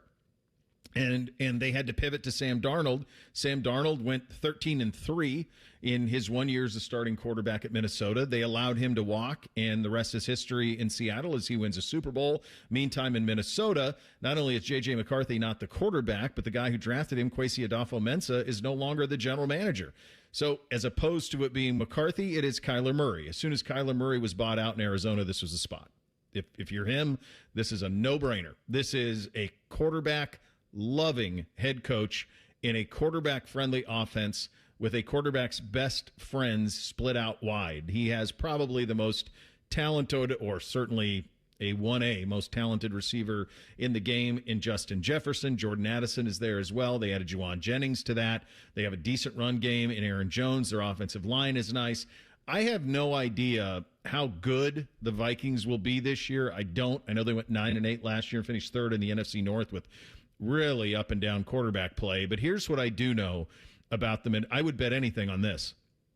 Statistically, Kyler Murray's going to have a year. He is going to have a year. He's going to throw to those two receivers. He's going to be able to scramble, and he's going to be able to pick up a lot of yards there. I would not. So from a fantasy perspective, I don't even know where he's being drafted. No one should be drafting fantasy yet anyway. Give it a couple of weeks before that happens. But if you are drafting and you need a quarterback with a later round, if he goes that far, I'd be shocked if he does not have a massive statistical year this year. In terms of what they are this year, it's just a bet on Murray. And here's the thing about Kyler Murray. Who says he can't pull a Darnold? Who says he can't pull a Baker?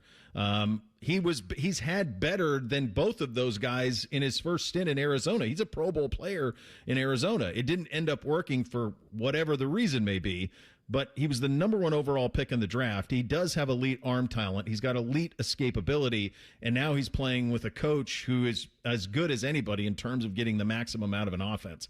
I don't know if they'll win a lot of games. I think they will be fun, and I would not want to have to deal with them on a week-in, week-out basis. I mean, this is a team that's that feels ready. And then I was telling Isaiah this in the break. Like, they're really going to start Kyler Murray in 2026, the Minnesota Vikings.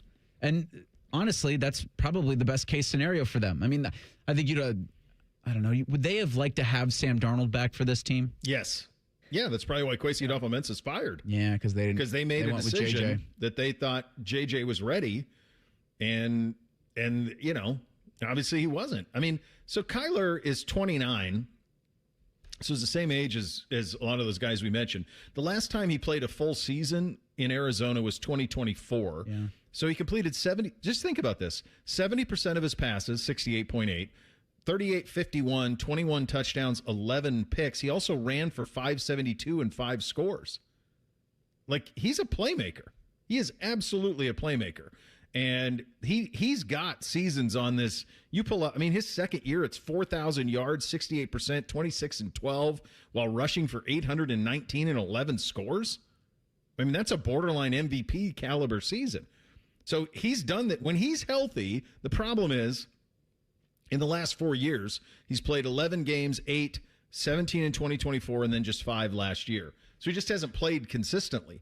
But my goodness, when he's played, he's put up numbers. Like his career is far better than Baker's in terms of statistical accumulation, in terms of former number 1 overall picks who played for the both being Sooners and Heisman winners. I know Aaron Jones, their running back, was dealing with a hamstring issue last season, but he had 1,000 yards. He had over 1,000 yards rushing in 2024. And so, yeah, there's no reason to believe this team can't make the playoffs and make a run in it. I love the fact that they're going the first 2 weeks of their season hosting the Green Bay Packers and then at the Chicago Bears. I would love it if most teams did at least a divisional opponent in the first 2 weeks of the season, because it's just a good. It's such a good. You're not going to need juice, I guess, to start the NFL season, but the fact that you get like Packers Vikings and then you get Vikings Bears weeks 1 and 2 is as good for any fan base as possible. Week 6 is the bye, so a little early because I still don't think you're going to know exactly what you are after that Week 5 game against the New Orleans Saints. They are one of the international games, taking on the San Francisco 49ers on November 22nd in Mexico City. So that's always a weird spot, I think, to be in. Because you're just, the dates in between those games always put you in an odd spot, and they've got the Packers the week before they go to Mexico. But boy, if they can be healthy, and if Kyler Murray can be any bit of as good, if Kyler Murray can be really, really good, I don't think he needs to be great for this team to have a fun year. But it feels like the division is the biggest thing holding them back, because if you place them in a couple other divisions, it would be, these guys could be a front runner in the division. Mm-hmm. When I look at this division, I'm like, will everyone finish 500 in division play? Like, is everyone going to go 3-3? Because there's not a clear front runner for me, and there's also not a clear bottom either. No, I mean, they went 9-8 last year with J.J. McCarthy starting 10 games and completing 58% of his passes and having more interceptions and touchdowns.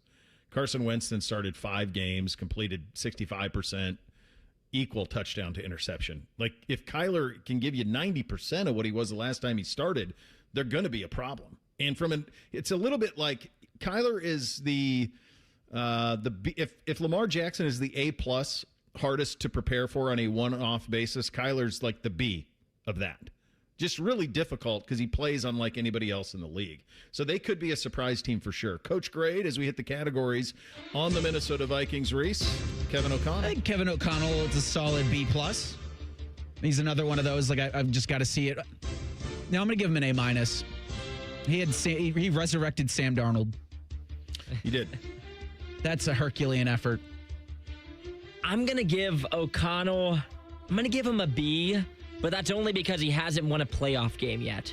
I think his regular seasons have been really solid, but no playoff wins. I'm going to keep him at a B for now, but he's teetering. He's an impressive dude. I think he's a B+, but I think this is a massive year for him. I think because it feels like someone had to take the fall for the J.J. McCarthy pick, and so the general manager, he won that power struggle, but now all of the pressure is on him to kind of shape this thing going forward. So I think it's B+ with a lot of pressure. Uniform grade on the Minnesota Vikings, Reese. They're an A. The Purple People Eaters, easy enough for me to say, one of my first Little League uniforms. So it had a great affinity. It had a great affinity for the purple, white, and yellow. This one's an A+ for me. I've loved this uniform since I was a little kid. You got the horn on the side of the helmet. The purple and gold is so iconic. I love these uniforms.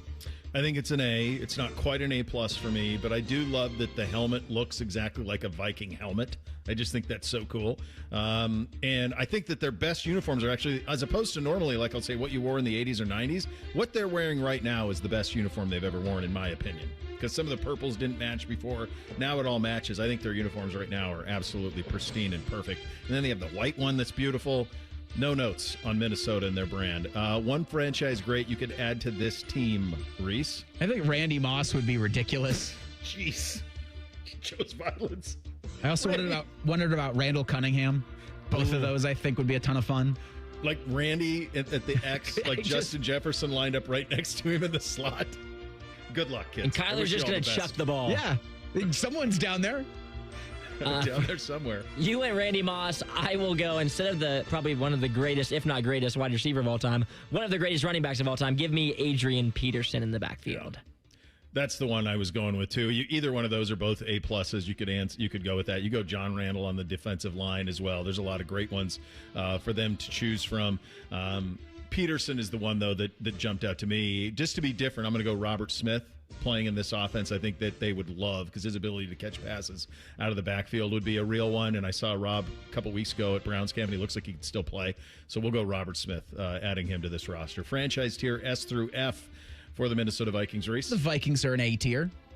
I think they've won enough, and they've got a great stadium. And I think beautiful. I think they do everything as well as you can without having the plethora of Super Bowl titles to choose from. Yeah, I'm going to go with, I think they're a B+ for me. I think they've been consistently good for a long time, but the no Super Bowl, that's a big one for me that knocks them. Jeez, it's just the Super Bowl just thing, the right? pain. Because everything else it's all pretty A. It's an incredible fan base, great stadium, good football town, all of it.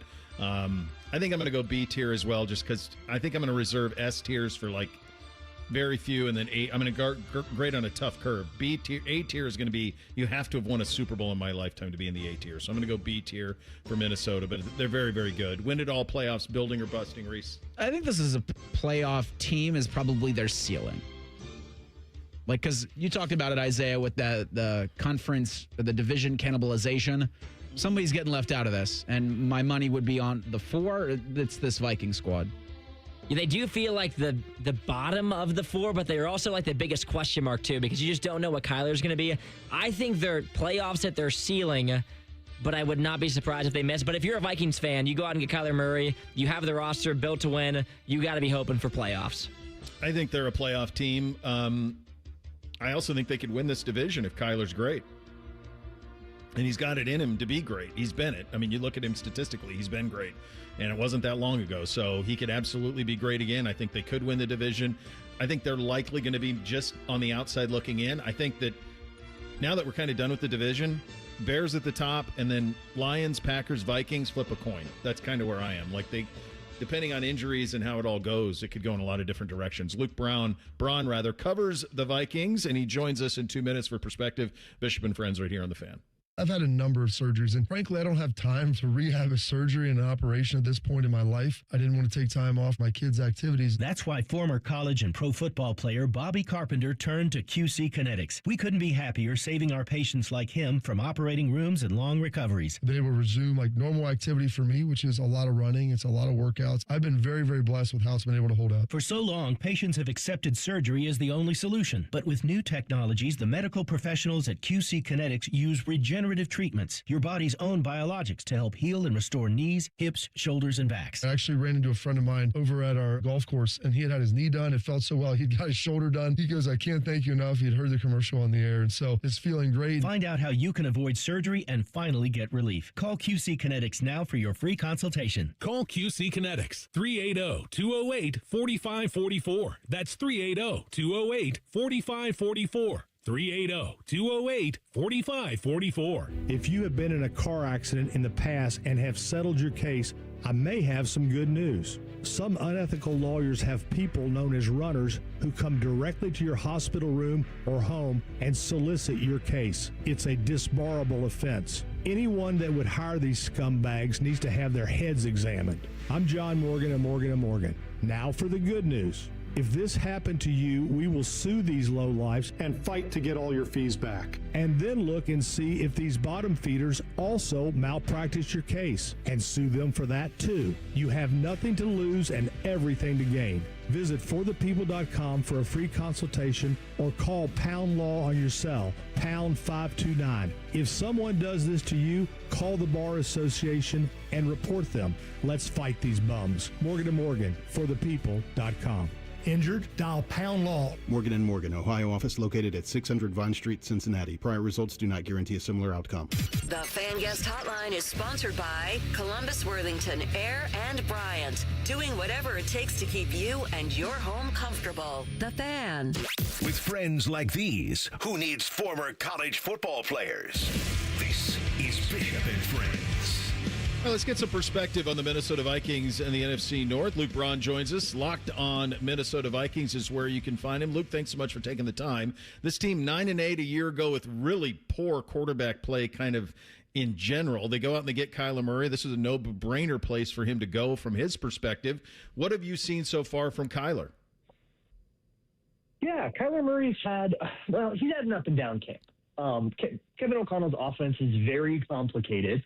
And it's not necessarily as conducive to the kind of improvisational style that Kyler likes to do. You're going to have a scramble drill, but it's a lot more flow chart, if then, and there's not a lot of space to be creative outside of fully breaking the play. And I think he's starting to get used to that extra amount of thinking, that extra organization that they didn't necessarily make him do in Arizona because they sort of built a whole offense around a guy like Kyler Murray, where he's walking into a system that wasn't made for him.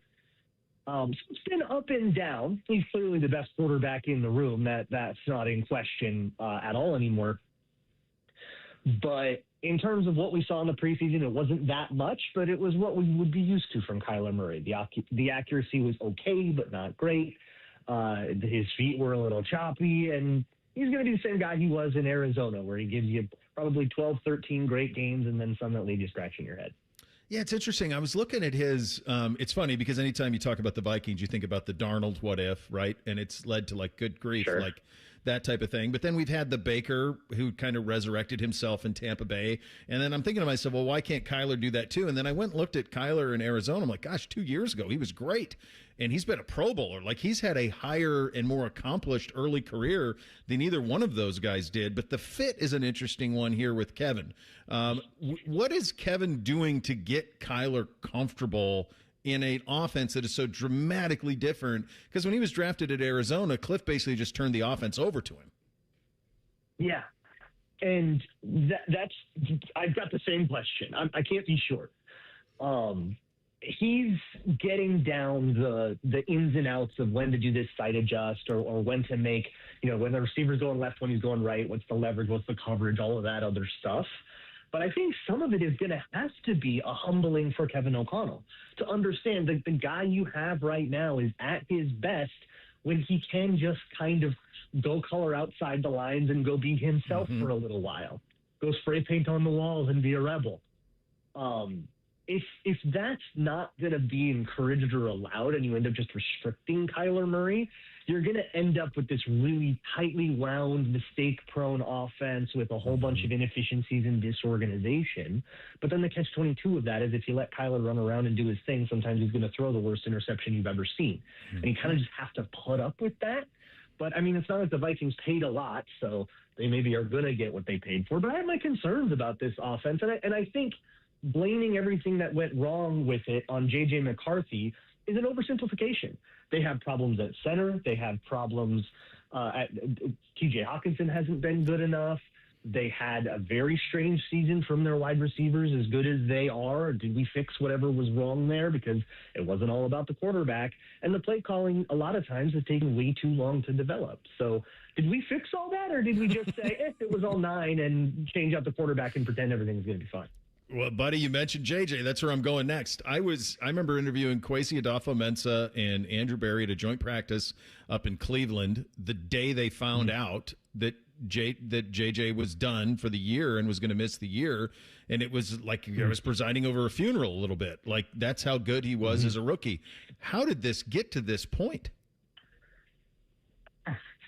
I'm sure we will get the tell-all in a few years of what's really going on behind the scenes.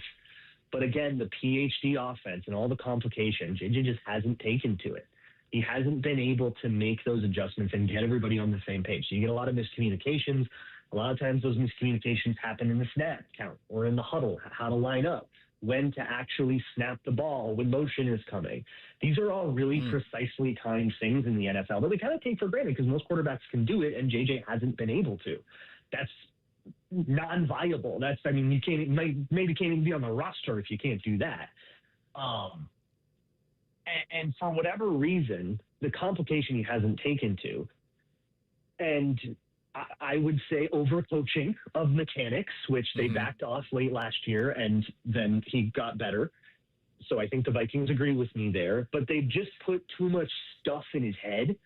And have you ever, I don't know if you golf, but have you ever read those golf articles that say, here are the 30 things you should think about in your backswing? Yeah, all this to help. Right? No. It's way too much going on. And I think there's a little bit of that happening, and he just hasn't been able to get over it. So maybe a year with the pressure off of him, where he's not rehabbing an injury, but he's just kind of taking the time. I mean, that's what fixed Sam Darnold, if we want to go down that road. There's just a little time off to decompress and to let this offense come to him a little bit might be better. But if I'm being realistic, what J.J. McCarthy needs is to not be on the Vikings, is to not pair with Kevin O'Connell. The QB whisperer ain't whispering this one. You got to get somewhere else where they'll give you something that works with your head.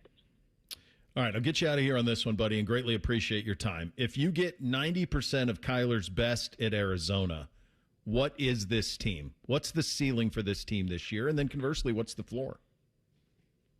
90% of Kyler's best at Arizona is a pretty inconsistent season.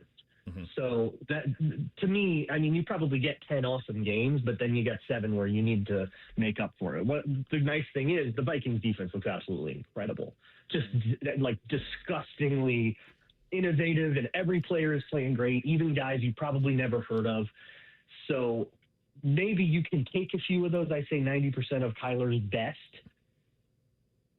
You're going to lose somewhere he plays good. You're going to win somewhere he plays bad. I say that's probably maxing out at a 10 or 11 win season in the first round exit, like it was in 2021.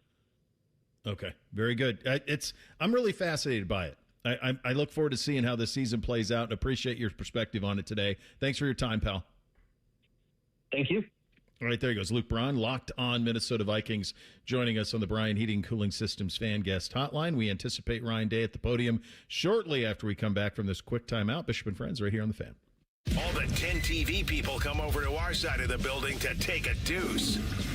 That should tell you something about how we operate. The Fan. Ohio State football. Training camp report. This report is brought to you statewide by Safelite Auto Glass and Bob's Discount Furniture. Defensive tackle James Smith and defensive end Quay Russo have been teammates for years, playing together at Carver High School in Montgomery, Alabama. Then at the University of Alabama, Ohio State marks the third stop together in their football lives. Here's Russo on what made him and Smith so close. We went to the same high school.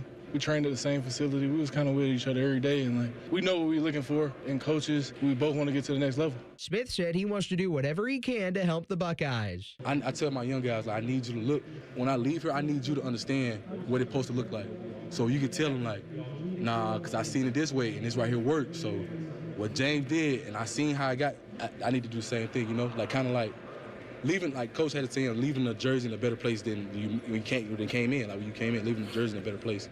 We'll have more after this. Bob's Discount Furniture has the furniture you've waited 250 years for. We've got power reclining sofas as low as $7.99, 5-piece dining sets as low as $3.99, Bobo-Pedic mattresses for as low as $2.99, and of course feature-packed bestsellers like my Playday sectional with pop-up sleeper sofa. So stop in or shop mybobs.com to see where America shops for furniture. Oh my Bob! Bob's Discount Furniture, proud sponsor of Ohio State Athletics. Hi, this is Paul Keels. This Buckeye season, don't let a broken windshield ruin your game plan. Safelite Auto Glass makes it easy to get your windshield fixed with their mobile glass shops all over Central Ohio. They can come to you anywhere, giving Buckeye fans more time for game time. OH? Man, I love that. Schedule at safelite.com. Safelite Auto Glass is a proud sponsor of Ohio State Athletics. Safelite Repair, Safelite Replace.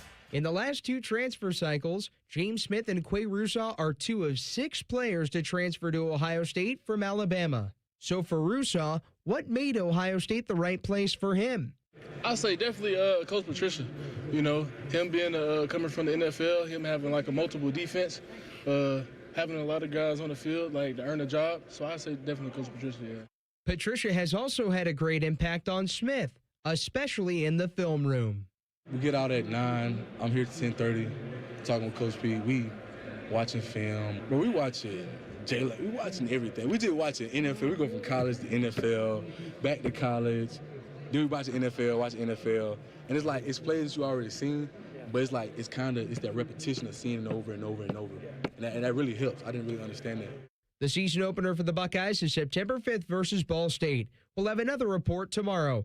This is Tyler Danberg on the Ohio State Sports Network from Learfield. Hair Volume from New Nordic will make your hair look thick and healthy. Hair Volume is available online at Amazon and NewNordicUSA.com or in the hair care aisle at your local CVS. Are you ready to sail, Buckeye Nation? Join us February 19th to February 26, 2027, as we celebrate the 20th anniversary of the Buckeye Cruise for Cancer out of Barbados on the Silver Sea, Silver Ray. Meet more than 35 Buckeye greats plus some of your favorite current Buckeyes, all while making memories and helping beat cancer. You don't want to miss this ultimate Buckeye fan experience. We can't wait to see you on board. Let's celebrate 20 years of making a difference. Visit BuckeyeCruise.com for more information. Paul Keels here, voice of the Ohio State Buckeyes. You have to check out the brand new AAA Buckeyes MVP membership. Get all the benefits of AAA, such as 24/7 roadside assistance, plus chances to win tickets to Buckeye sporting events, access to exclusive MVP experiences, along with 10% off gear at the Ohio State team shop. Already a AAA member? Add the Buckeye MVP membership upgrade for free. Head to AAA.com/Buckeyes to join the squad and put your fandom in drive. Care Heating and Cooling. Honest technicians, honest pricing. Call 1-800-COOLING. Football season is here. Make sure your internet is ready. Kinetics 100% fiber gives you the fast, reliable connection to enjoy live football on YouTube TV and watch up to 4 live games at once with Multiview. Check real-time stats and catch more big plays without missing a snap. Take your game watching to a whole new level. Switch to Kinetic. Save up to $120 on your first year of YouTube TV. Visit GoKinetic.com for details. Subject to availability and eligibility. Terms, conditions, and restrictions apply. Cancel anytime. Kinetic. Internet better. This is Corey Sickles with Safe Harbor Retirement Group. Reliable streams of income are crucial for retirees, and Social Security and pensions aren't enough. We can help. Visit safeharboroh.com to schedule a complimentary meeting. safeharboroh.com. Bishop and Friends is sponsored by Diamond Seller, your true jeweler for almost 80 years. The Fan, Ohio's sports destination. Taking the art of sports radio and day drinking to a whole new level. You're listening to Bishop and Friends. All right, so the way that this is going to go, when Coach Day gets to the podium, we will take him live. So and then once that happens, then our program is over. Between now and then, we've got a little business. So let's start it with the poll, Reese. Daily Fan Poll, sponsored by JT's Pizza and Pub. It asks, who's going to be named the starting quarterback of the Cleveland Browns? So, a fan poll at this point doesn't matter, but we thank our friends at JT's Pizza and Pub for that. Your options are Watson or Sanders. It is Watson. Todd Monken's, it is Watson. Monken's going to speak. Todd Monken, the head coach of the Browns, will speak around noon about said decision. Yeah, so about 15 minutes from now, Todd Monken is going to talk, and then they'll have some player availability as well. So we'll keep an eye on that. Do we have time to fire the three things to appease everybody on that side of thing, Isaiah? Let's go ahead and Let's do it. 1, 2, 3 things. Sponsored by Newman Roofing. For all your roofing, gutter, or siding needs, call Newman Roofing today at 614-NEW-ROOF or visit online at newmanroofing.com. Number one for me. So last night, I wasn't paying attention to today as 8:24. I had no idea. But last night, there was really nothing on. The boys were kind of milling around. And I was kind of bouncing through the sports tier, and I landed on Lakers-Raptors. And I watched the second half of Kobe's 81-point game. And let's just say, the boys are like, what is this? And I'm like, sit down and watch what is consecrated here. And so we did. And let's just say it was very different than Bam Adebayo's 83-point game. The effort to stop him was quite significant. Quite significant. Yeah, I didn't realize we have TVs on in the studio, and it is 8:24, and so ESPN was doing a bunch of features on Kobe Bryant, and that just an incredible performance. I mean, just a one of one in terms of athletes. It was Kobe so Bryant. cool to rewatch it, Reese, because I saw it years ago. No one watched it live because it wasn't a national televised game. It was on at 10:05 Eastern. Nobody watched it live. Towards the end of the season, if I can remember it. No, I think it was more mid. Okay. I think they were in their 20s on a win, but it was just a regular Sunday game in LA at 10:05 start. First thing for me, so we did the wedding ceremony Thursday at the Franklin County Courthouse, and then we did a celebration after at High Bank Distillery in Grandview. So just want to thank Jenna, Adam, and the team at High Bank for accommodating us and making a really special day extra special, because everything there's great. First thing for me, I might have to stay off Twitter this football season. I don't know if I have the strength to be on there, and it's one of my favorite things to be on. On Saturdays, I can be on there because, the Buckeyes, they always do me right. But on Sundays, I don't know if I can do it this year, and I'm sure I say this every year, but this year, oh my goodness. It feels similarly to when you're getting close to election season and everything online is so negative that I'm like, I don't know if I want to take this in every Sunday. I need some positivity in my life, and the Browns playing at 1 o'clock never gives me that positivity. Number two for me, I'll tell you what, it's been an interesting morning in the NFL. 49ers owner Jed York arrested yesterday in northeast Ohio. According to a report at WKBN, pleaded no contest to charge of misdemeanor possession of criminal tools, disorderly conduct. Guys, you read this report. Prostitution, trailer park, East Palestine, Ohio. This guy owns the Niners. What in the world? What is going on, man? What is happening? I have no idea how to follow that because I'm reading it from the WKBN website. They make shows about this. Trailer parking millionaire. Billion. Billionaire. This is in one an sentence. HBO show waiting to happen. Speaking of HBO shows, I got Lanterns, the DC superhero show last night. Did the first 2 episodes. I think they're doing it weekly episodic. It's really good. It's a superhero show, yes, but they do a really good, it's not like a goofy superhero show. This is Kyle Chandler, right? Yes, he is Hal Jordan in it. Nice. Second thing for me, I don't know what is going on down in Texas, but the headlines coming out of there of linebackers being dismissed and parents complaining there's weird things going on in the locker room that people can't explain, and they want too much PR coming out of there. Steve Sarkisian, just a couple weeks away from playing the Buckeyes, I don't think that everything you see online is like, oh, this is going to be bad for them going into the season. But sometimes when you have this much smoke, like right before the season starts, it definitely doesn't mean good things. No, it doesn't. And I think that a lot of these guys, I'm going to give Sark a little bit of a pass. I think a lot of these guys, like, how do you hold these guys accountable? Like, you've compensated. Like, how do you truly hold somebody accountable? That's a tough spot. Number 3 for me, week 0 is here. Should have been last week. It's this week. We got games, including the defending national champion Montana State Bobcats making their debut this week. So I'm Jack. Let's go. Third and final thing from the Jed York thing is wild. Guardians are 3.5 back of the White Sox with 31 games left to go. In case you missed it, they're on a 5-game winning streak. Don't worry that the Rockies are 30 games under 500. That's not the important thing. And that the Los Angeles Angels of Anaheim are also bad. But the Guardians begin a 3-game series out west with them tonight at 9:38. Your Reds are also out west. Cincinnati's in San Francisco tonight. I believe we'll have that game on the Fan following a couple of things because it'll be a late one. Yeah. The thing for me with the Gardos is I get the Rockies might not be great, and maybe they've been beaten up on some bad teams, but before they were losing to those teams. So that's the difference for me, is you know what, I can be a little bit happy about this. Final thing for me, we're getting ready to go to Rothman and Ice in a little bit, and they're going to have breaking news, apparently, coming from Italy. Who's in Italy? Adam King, 115. Oh, for God's sakes. Why are we talking to him at all, let alone when he's in Italy? Good Lord. I mean, we can eat any excuse to not have him on, and they go ahead and put him on even when there's plenty of reasons to not have him on. We're awaiting Coach up on campus, so we'll keep it here for just a second. This is going to be pretty wild next 10 minutes or so. So you're going to have Ryan at the podium just up the street here, and then up 71, you're going to have a Todd Monken press conference at noon where he talks about his decision to go with Deshaun Watson as the quarterback there. So that one will be very interesting, and then we'll get Todd here momentarily. From the Ohio State perspective, you now have 2 scrimmages in the books.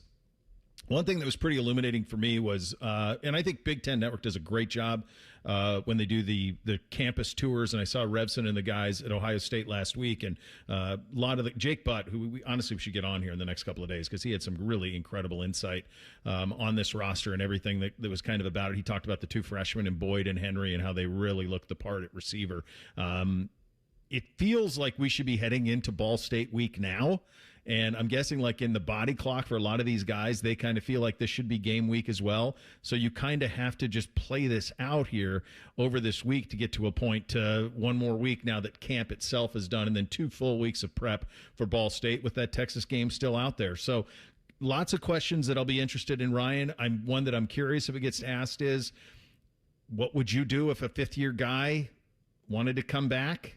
Like, would you entertain that? Like, would you say no? Like, how would you handle it? All these guys are being asked this question. Lanning had a great response to it. Would Day have one as well? I mean, Sarkisian's got one. His right tackle as a 5th year. I think they did rookie camp with the Texans and with the Cleveland Browns.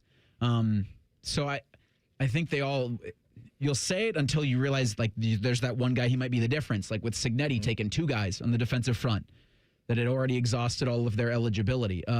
Ball State's quarterback, Keldrick Luster, is a transfer from both Texas State and SMU. Okay, blood ponies. So he'll be the quarterback the Buckeyes see on September 5th. Yeah. Hey, we don't have an example of anybody who was drafted returning to That's college, the biggest right? thing is right now they're all undrafted players. That's the next step in this, though, right?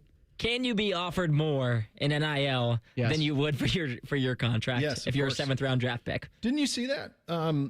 That like Dante Moore is making more than the first-round quarterbacks. I don't know if he's making more than Mendoza, but he's making more than Ty Simpson. I buy that. This year. And he's getting just checks directly from Nike. Yeah. So here's I was thinking about just like all the Ohio State guys who were unsigned. So it's like C.J. Donaldson, Tywan Malone, Lorenzo Styles, I mean, they'd love to have Lorenzo Styles back. Why wouldn't? I mean, he was spectacular and was a true leader in all of those things, I assume. But those are the type of questions that you're thinking about are guys who were undrafted coming back. So, and look, it's a no-brainer for all of those guys too. I just think it's such an interesting thing on how you handle it from a roster standpoint, kind of where that goes in terms of, do you hold spots or do you make spots? There's always money in the banana stand. We know that. So it's never going to be about the money if you want to get a guy back who's got a lot of talent. So that'll be something that'll be very interesting. Then beyond that, there's a couple of position battles out there. See if we get a little bit of light on kind of that wide receiver room depth chart. How does Ryan see that offensive line inevitably shaking out? Does he have some answers that have crystallized there? Those are some of the topics of discussion that you will be having on that side of things. So I'm just going to ask you guys, because we're in a position here where we're kind of treading water a little bit. Do we just end this show and then you can take Ryan when it does? Is that the way we got to do this? Okay, we're done for the day. You're going to hear Ryan at the podium. After that, Rothman and Ice out at the golf outing, doing good things as only AR does. You have that to look forward to, which is very nice. Bishop and Friends right here on The Fan. If you miss a live show, you can catch the podcast. If you miss the podcast, our hosts have volunteered to have dinner with you. The meatloaf! The Fan.